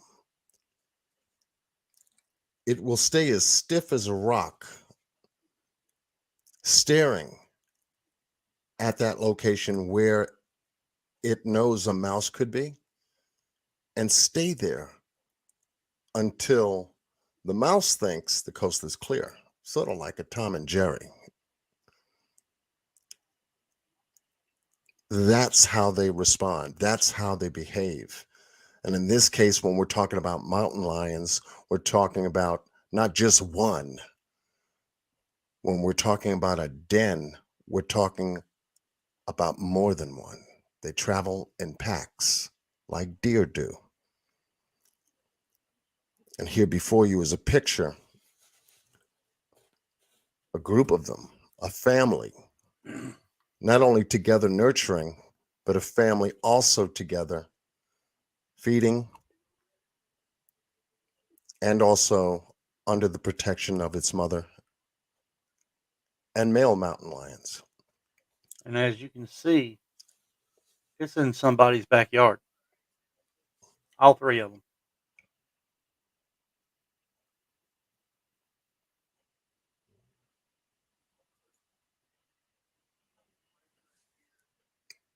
They're more of an ambush predator. They will hide in bushes. They'll hide up top on rocks, just waiting for someone to go by. And if you're down underneath it and this mountain lion's laying down, you may not even see it. It may just blend in with the rocks. Right. It blends in with the terrain. So that makes it very difficult for any one of us being out there in the desert to see these animals actually move. And like I said, with them getting up to 50 miles per hour, if you see one, it's too late. Because they're on you. Here's two that climbed over the fence in somebody's backyard. Their security camera caught it.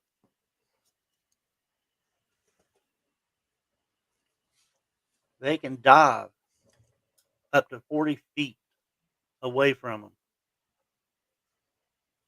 In a full sprint, they can dive 40 feet. They can jump up to 15 feet off the ground just standing.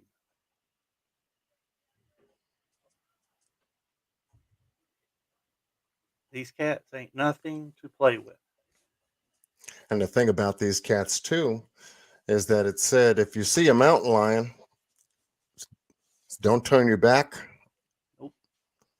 Don't run. Nope, because if you run, then they consider you prey. You are supposed to not look directly into the eyes of a mountain lion because that is the stimulus that triggers them to know that they've been found out looking at you because you're looking at them. They take that as a threat warning. You're supposed to make yourself as big as you can and make as much noise as you can. And sometimes, if one of these mountain lions has already tasted blood, that won't even help.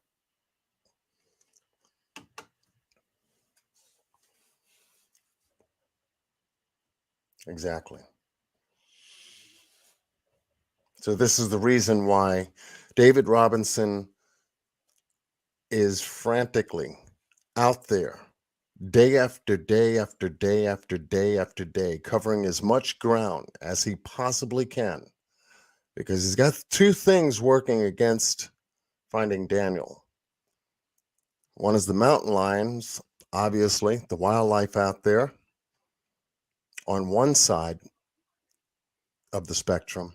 The other is the community development that's breaking ground as we speak for that big 37,000 acre community development to start going up, which would hinder his search in certain areas. And this is why he needs to have the FBI pulled into this case, pulled into the investigation, sort of like slow things up for one side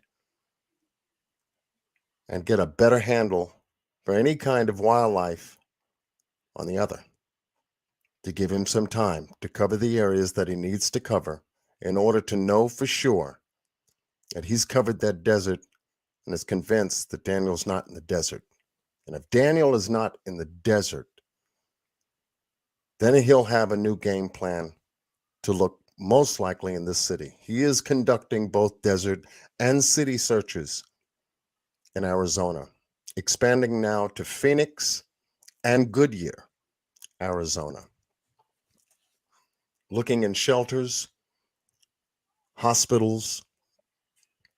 We're also locations such as the county city morgue to make sure that any unidentified persons that get received for possible autopsies at the medical examiner's office, because remember, Daniel didn't have his wallet. Daniel's out there with no clothes. Daniel's out there with no car keys, nothing.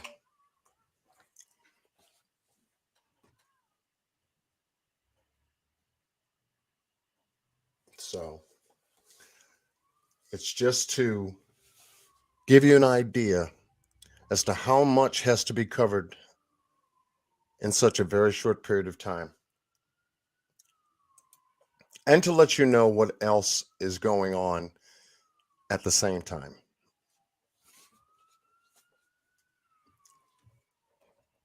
And their bite force, they can bite through bone. Right. And just to share with you what the current update pertaining to Mr. Robinson's search, I just wanted to share with you the most recent update. Just yesterday, he was out there in the Sonoran Desert searching for Daniel. There was a very, very small team with him, along with a couple of members from the Buckeye Police Department. I believe Officer Cruz was out there, along with some of the folks that gave him technical support regarding cadaver dogs. And I don't know if drones were brought there, but let's hear what we can directly from David Robinson himself.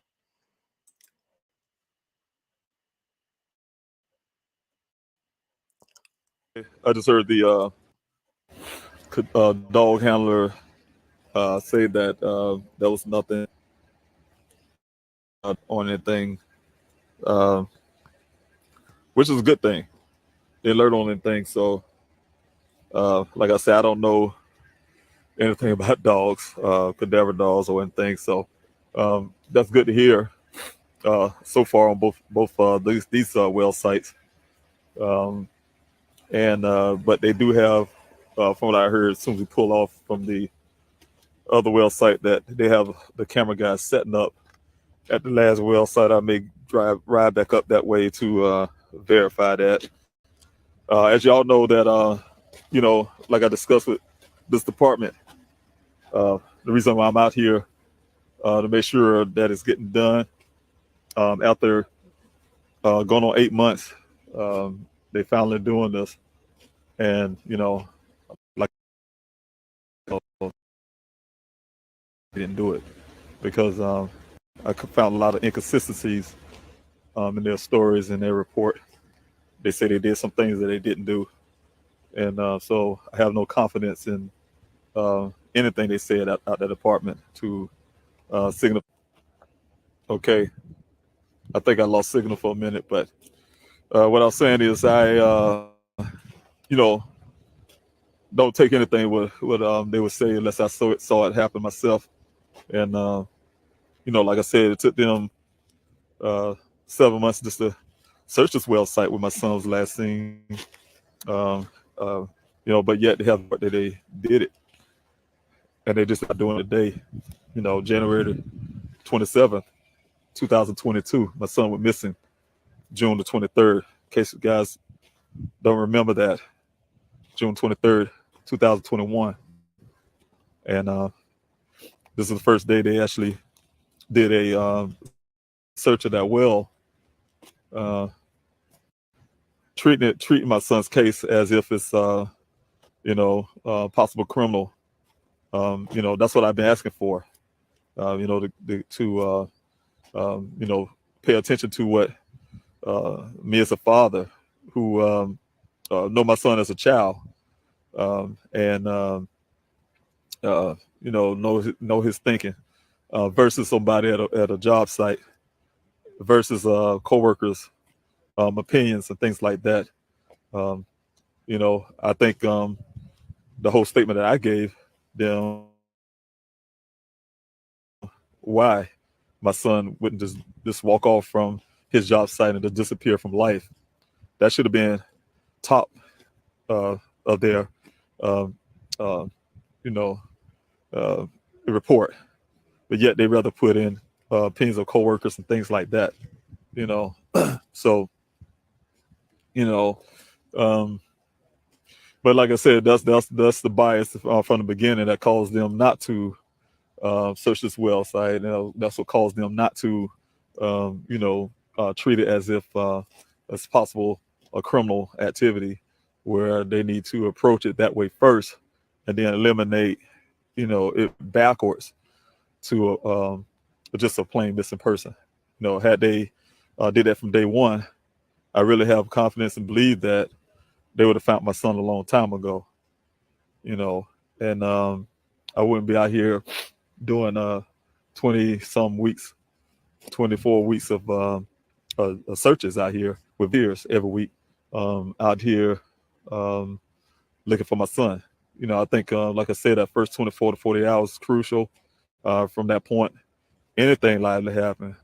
Statistically wise, more of those days go by, the less likely you recover a person. So the odds are stacked against me, but you know what? I'm not giving up on my son. That's just the way it is, and so that's not the way it is. That's the way it is, and that's what it's going to be. So I do see them taking the cadaver dogs, excuse me, and kind of going around the whole perimeter. I'm pleased to see that. We out here. We literally search this area. The hardworking volunteers that I love very much. We all out here every weekend. And in this area, this very area that I'm standing, we've been over this area a few times, rather with some type of, it wasn't exactly a line search in this exact area by the well site, but we did do what we call just a little hasty search, where everybody just, kind of look around on your own in this area. So we searched it. We utilized UTVs, ATVs in this area. We even had horseback. And right behind, okay, if I get this camera right, which I always have a hard time with this camera, I could show you how, right behind the well there is the Wagoner Wash. And that's where we do a lot of the utilize a lot of the TVs and stuff like that, all-terrain vehicle terrain. But I'm gonna go ahead and check with these guys and see what they're doing, and then I'm gonna hit you back. And I really thank you for watching.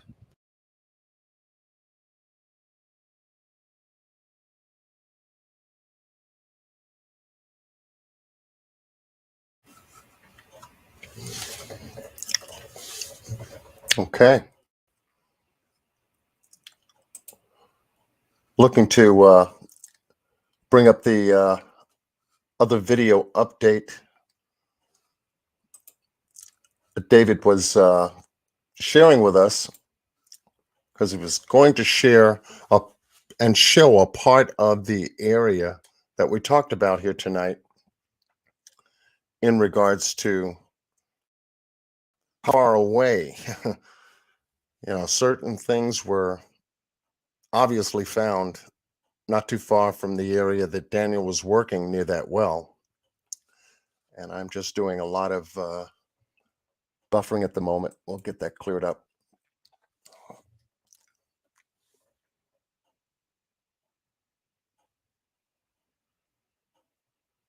Yes, thank you for joining us. Yeah, the Robinson family definitely needs our prayers and our due diligence to stay on top of this case, to bring it the exposure that it needs, and to make sure that people do the right thing. Get out there. Any parent would, if they found themselves in a situation like this. No one's going to tell a parent where they can and cannot search for their son or daughter that went missing, now going on 8 months. who would try to get in the way of that. Why would they try to get in the way of that? It's what doesn't make sense. But if they just jumped in and did what they were supposed to do, then there would be no need to search these areas because they already would have been covered. But here is David Robinson, a man of solid stature, a veteran of the United States military, served our country in Afghanistan, has the training, has to be subjected personally out here looking for Daniel. Now go figure that one out. And John, I wanted to say that we're not blaming the people that owns Trillium or anybody else out there. Right. We're just bringing it, the facts that we find about the land and other facts that we find. Right. Because it is a part of what's going on with this case. So we're not pointing any negative fingers at anyone. You know, we are looking at all of the moving parts of this case, and we have to put those moving parts on the table so we know what's happening and we know where and why the story may shift at any given moment. Oh, where did that come from? And how did that get there? And no, you know, we want to take a look at everything that's happened in and around the area where Daniel went missing on June 23rd, 2021, and the reason why he was out there in the first place. And so to bring you a comprehensive viewpoint of all the moving parts is primarily what we're sharing here tonight.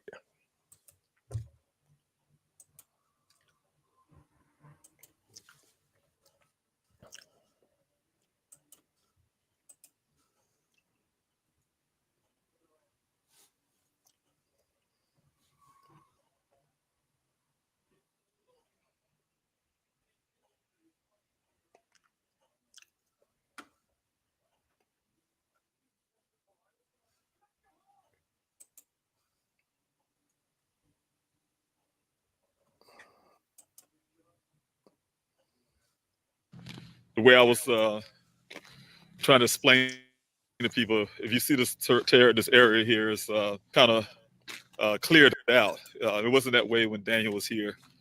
You had, like you see in the background, a lot of that brush. The brush was like closed as well. They just recently, if you can see how you can tell how they cleared it off. They just recently cleared this area off. How you doing, sir? Yeah, good. This area was just recently cleared off this way, and so the way you see this here, you see this equipment here. It wasn't here when my son was here. A lot of this brush, like I said, was closer to this well site. They just cleared it off since then. And so when that story from the gentleman said my son was staring off into the desert, when I first got here to this well site, let's see if I can turn this camera around.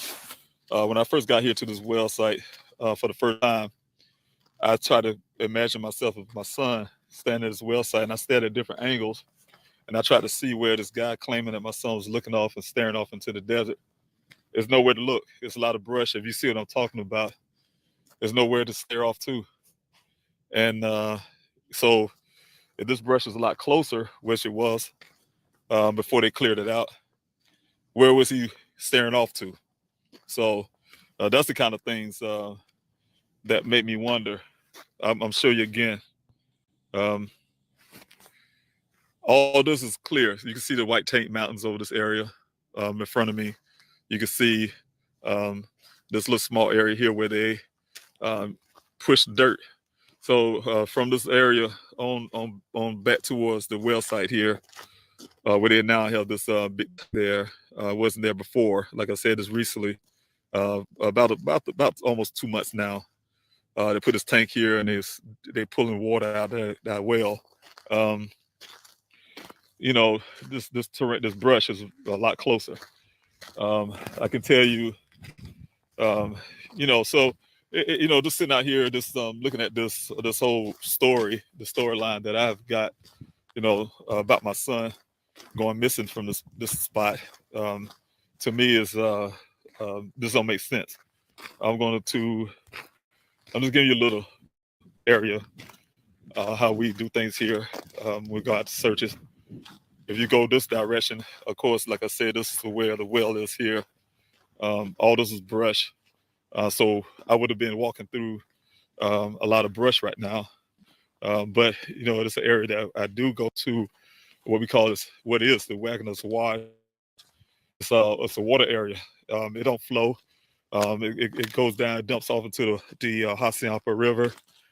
But the water don't flow, but they do call these things washes, and they call them rivers. It only flow during the rainy season, monsoon season. And so if you look at this terrain, this is where the water flows in those seasons. So it looks just like this. It's very the terrain is really you probably see the tracks because we drive through here often now when we searching. So we kind of make our own paths, but this is where water flows through here, and you can probably tell by how the brush is kind of pushed at an angle because the water actually flows it downstream. Like I said, this end up into the Hassayampa River. The Hassayampa River is dry just like this. This is a river bottom, so you definitely would not be driving your cars or anything like that through here. You need special ATVs or some 4x4 type Jeep to be able to drive through here. I try to be careful. Like I said, you don't want to be out here. We have a lot of wildlife out here. So, but when we're out here in this river bottom, all this is, like I said, is water area. Water flows. It won't be caught out here when out there will be hard rain because the water come through so fast. We won't have time to get out of here. So, but it's like I said, there's a lot of wildlife. So even though I'm here by myself now, I have to be kind of careful. But because you can see even down this ground, you see these tracks here. I don't know if it's a mountain lion track or whatever animal, but I can tell it's not what we normally see. I see tracks like that. I know it's an animal, different type of animal. It's not the cattle because we have big longhorn cattle out here also. But I just want to kind of make a live, and I'm sitting here waiting on them to come back with this cadaver. They finished that. Oh yeah, I want to show you something real quick. When I've seen this before, we already gave this to Buckeye. I see they had never picked it up yet. But this is here.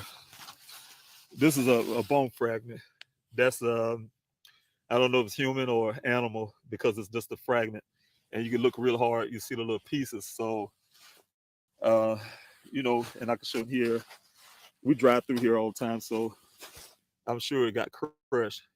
So that's why we don't know if it's human or if it's animal because little pieces. So just imagine how we have to walk this terrain everywhere, every inch. So people, that's why it takes so long.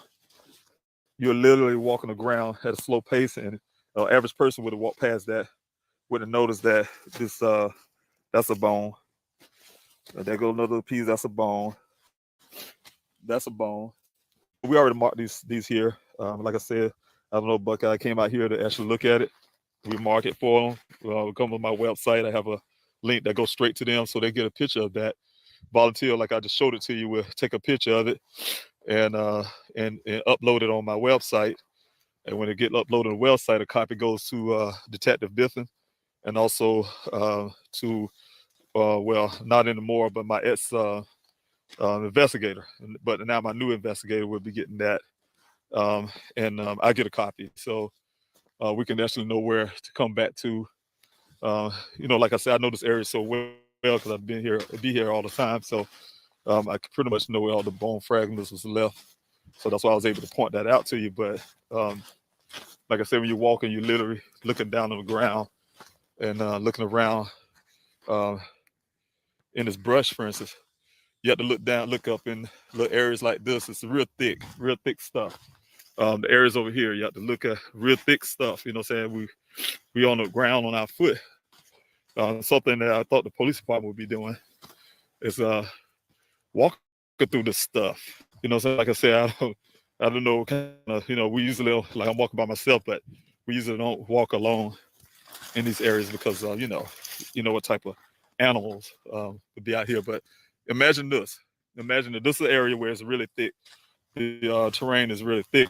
Where my son's vehicle was found, it wasn't like this. You don't have that heavy brush, heavy area that where you have to look through every little spot and look out under these bushes and things like that, because a lot of these animals, animals eat animals, so we do find a lot of animal remains out here, from cows to coyote to whatever.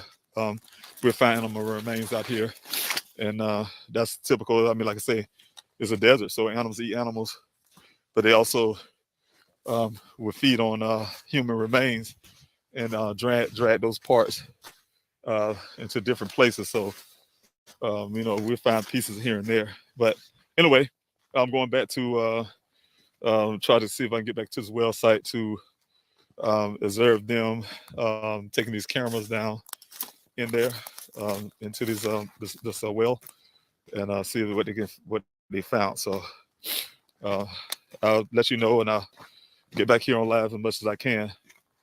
I just wanted this kind of secret because we didn't need a lot of people out here.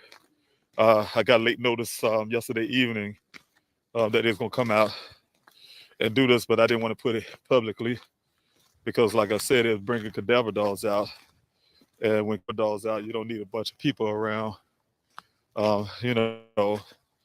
disturbing the area, and kind of let those animals do their job. So I mentioned it today, and I'll do a little bit more feedback later on the Twitter. Since I couldn't do live on Twitter, I couldn't do live on the YouTube, so I'm doing the live here on Facebook, and then I'll share it to those other platforms.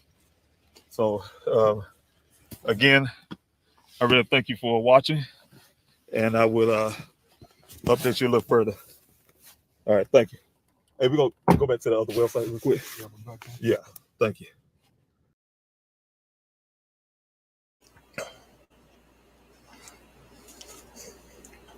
And that's just to give everyone a current update that was taken as of yesterday of Mr. David Robinson out there in the Sonoran Desert searching for his son, Daniel Robinson, age 25, went missing in Buckeye, Arizona on June 23rd of 2021.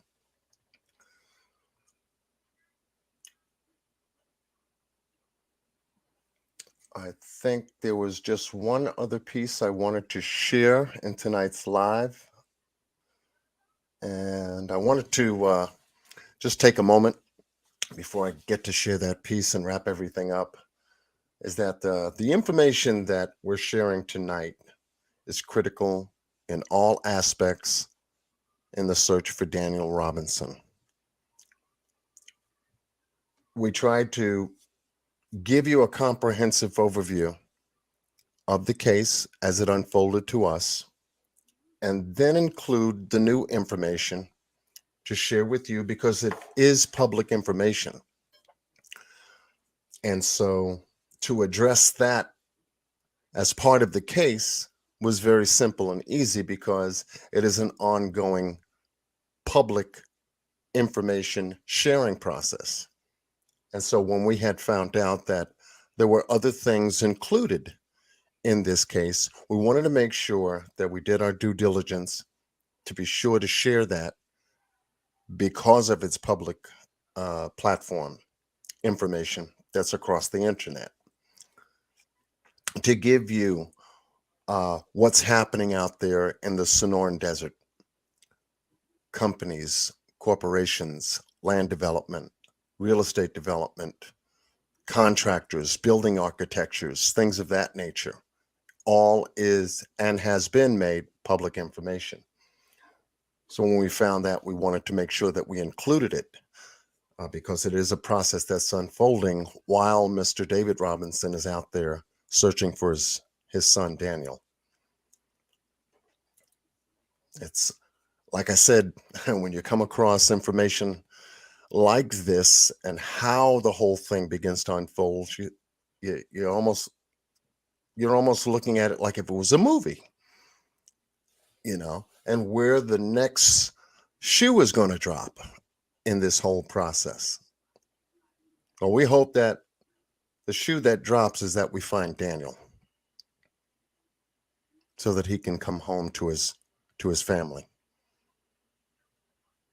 And so when I spoke to Mr. David Robinson about 1637, that sector, along with the other sectors that needs to be searched, these are where the mountain lions live. When you have that kind of wildlife out there, not very far from where his Jeep was located, it would be a hot spot to search. And obviously you have to go in there prepared and fully equipped to deal with any kind of wildlife in this case. So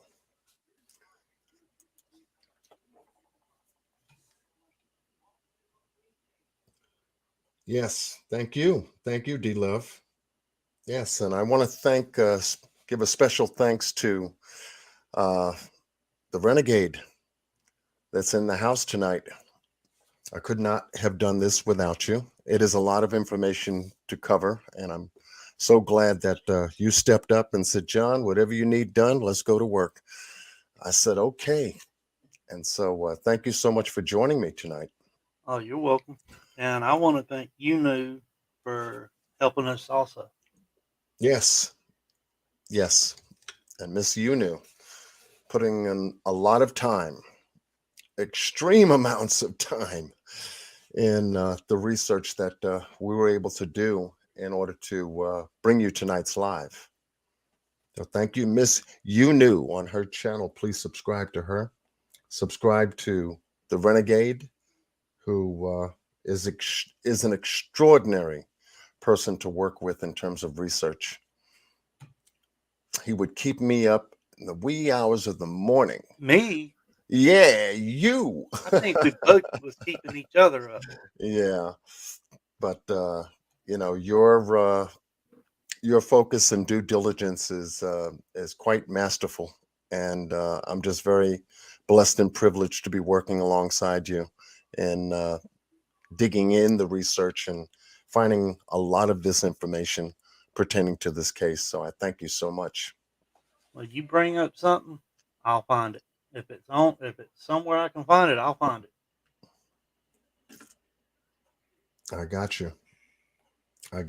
So with that said, I'm going to bring our attention to back to the website, because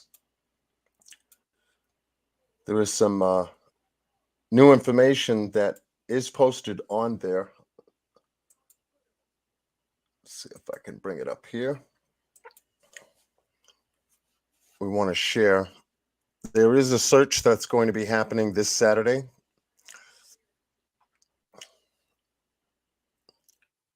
If you haven't been to pleasehelpfinddaniel.com, please go there and sign the petition. It's right here, the very first red tab on the website. It helps to push this case forward and get it into the hands of the FBI, and also keeps this case ongoing and an open investigation to find Daniel. It is imperatively important that you share this information with everyone. If you're a content creator, please share it on your platform. If you're part of the audience and you're a subscriber, please sign the petition. And there is also a donation button here that also helps to keep David Robinson in Arizona to find his son. And whatever contribution you can make will only help to keep him there. $1, $2, $3, $5, whatever. But please visit this website and make your presence known.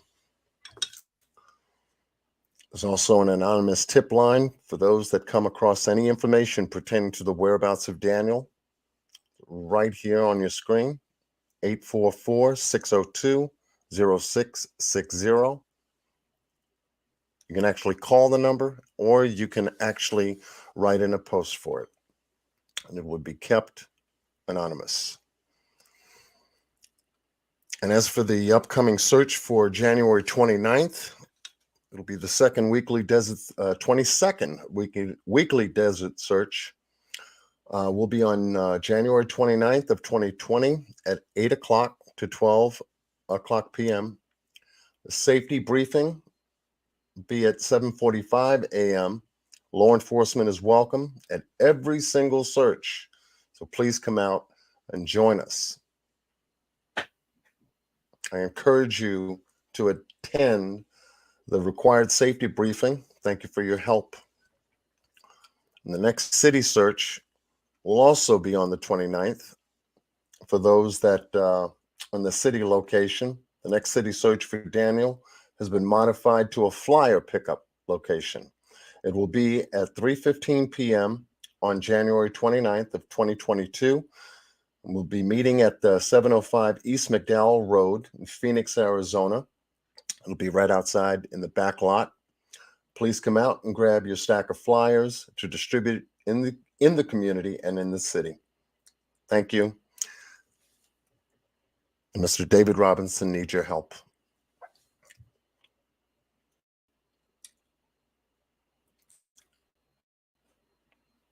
I wanted to share this particular post because this was put together by Miss Q, who's worked very hard behind the scenes of this case, continues to this day. We share telephonic communications with each other pertaining to the case updates, as well as any new information that we're able to share with you during the course of the lives that we've been doing. So with that said, I will bring to your attention this very special video that was put together by Ms. Q Carlock.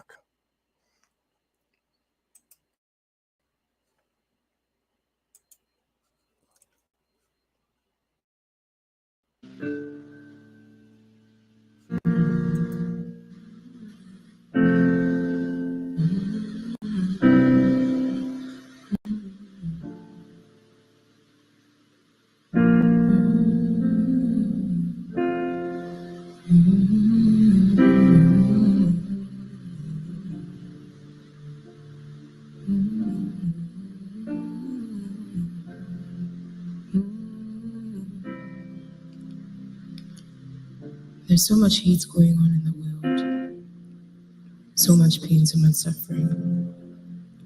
This is for those who need a rescue.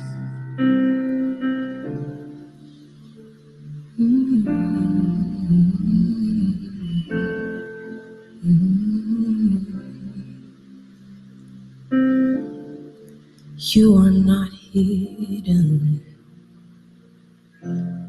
There's nothing that can hide. No one you feel it. You're not defenseless. I will be your shelter. I'll be your armor. I hear your whisper underneath your breath. I hear your SOS, your SOS.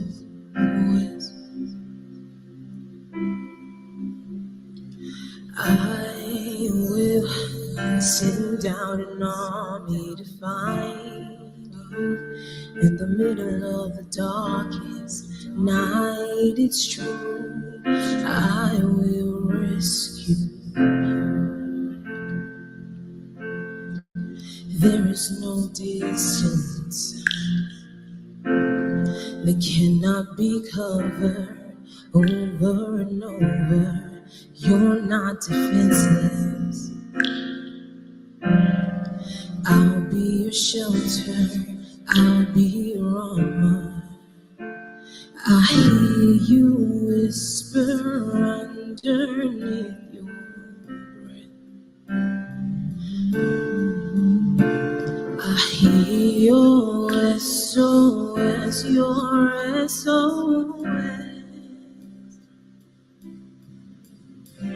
And I will send down an army to fight you in the middle of the darkness. Night is through. I will rescue you. Oh, I will never stop marching to reach you in the middle of the hardest fight. It's true. I will rescue you.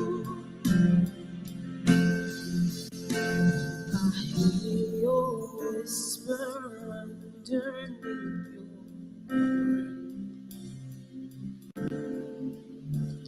I hear your SOS, your SOS.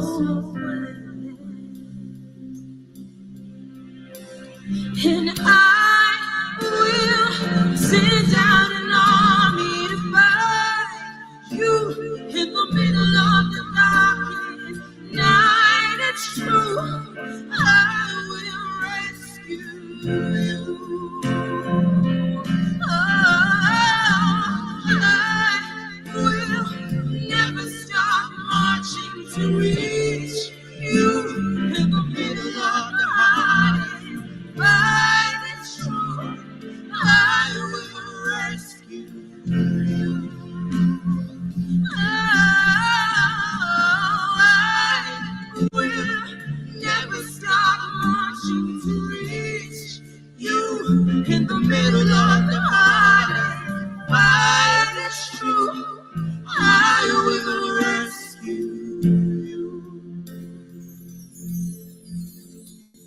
And I will send out an army to fight you in the middle of the darkest night. It's true, I will rescue you.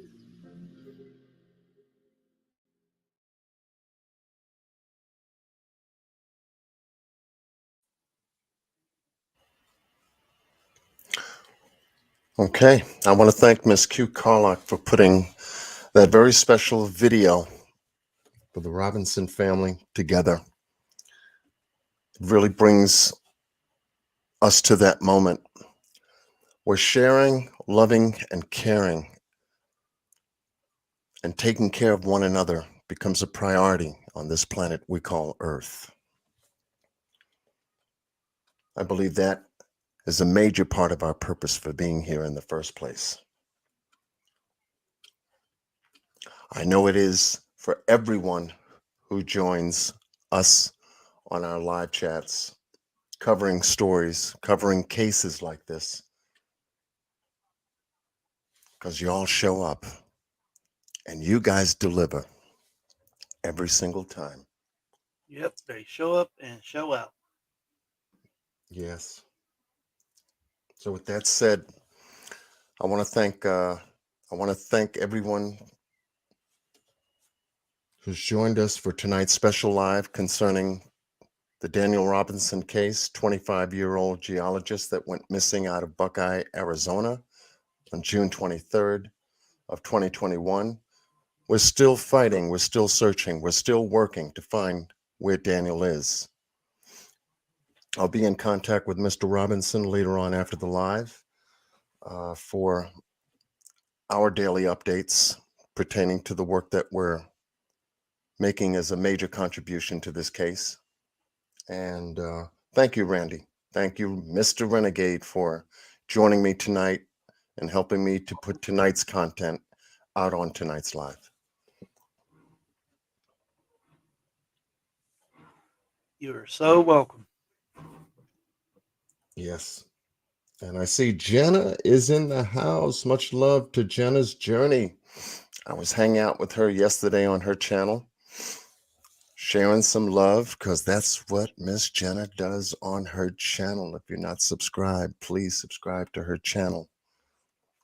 I guarantee you that subscribe button will stay subscribed, and put the bell on to make sure, because she pops up at the right moment and she delivers the right message at the right time with the right folks. you'll find yourself very welcome in her on her channel, in her chat. Much love to you, Miss Jenna.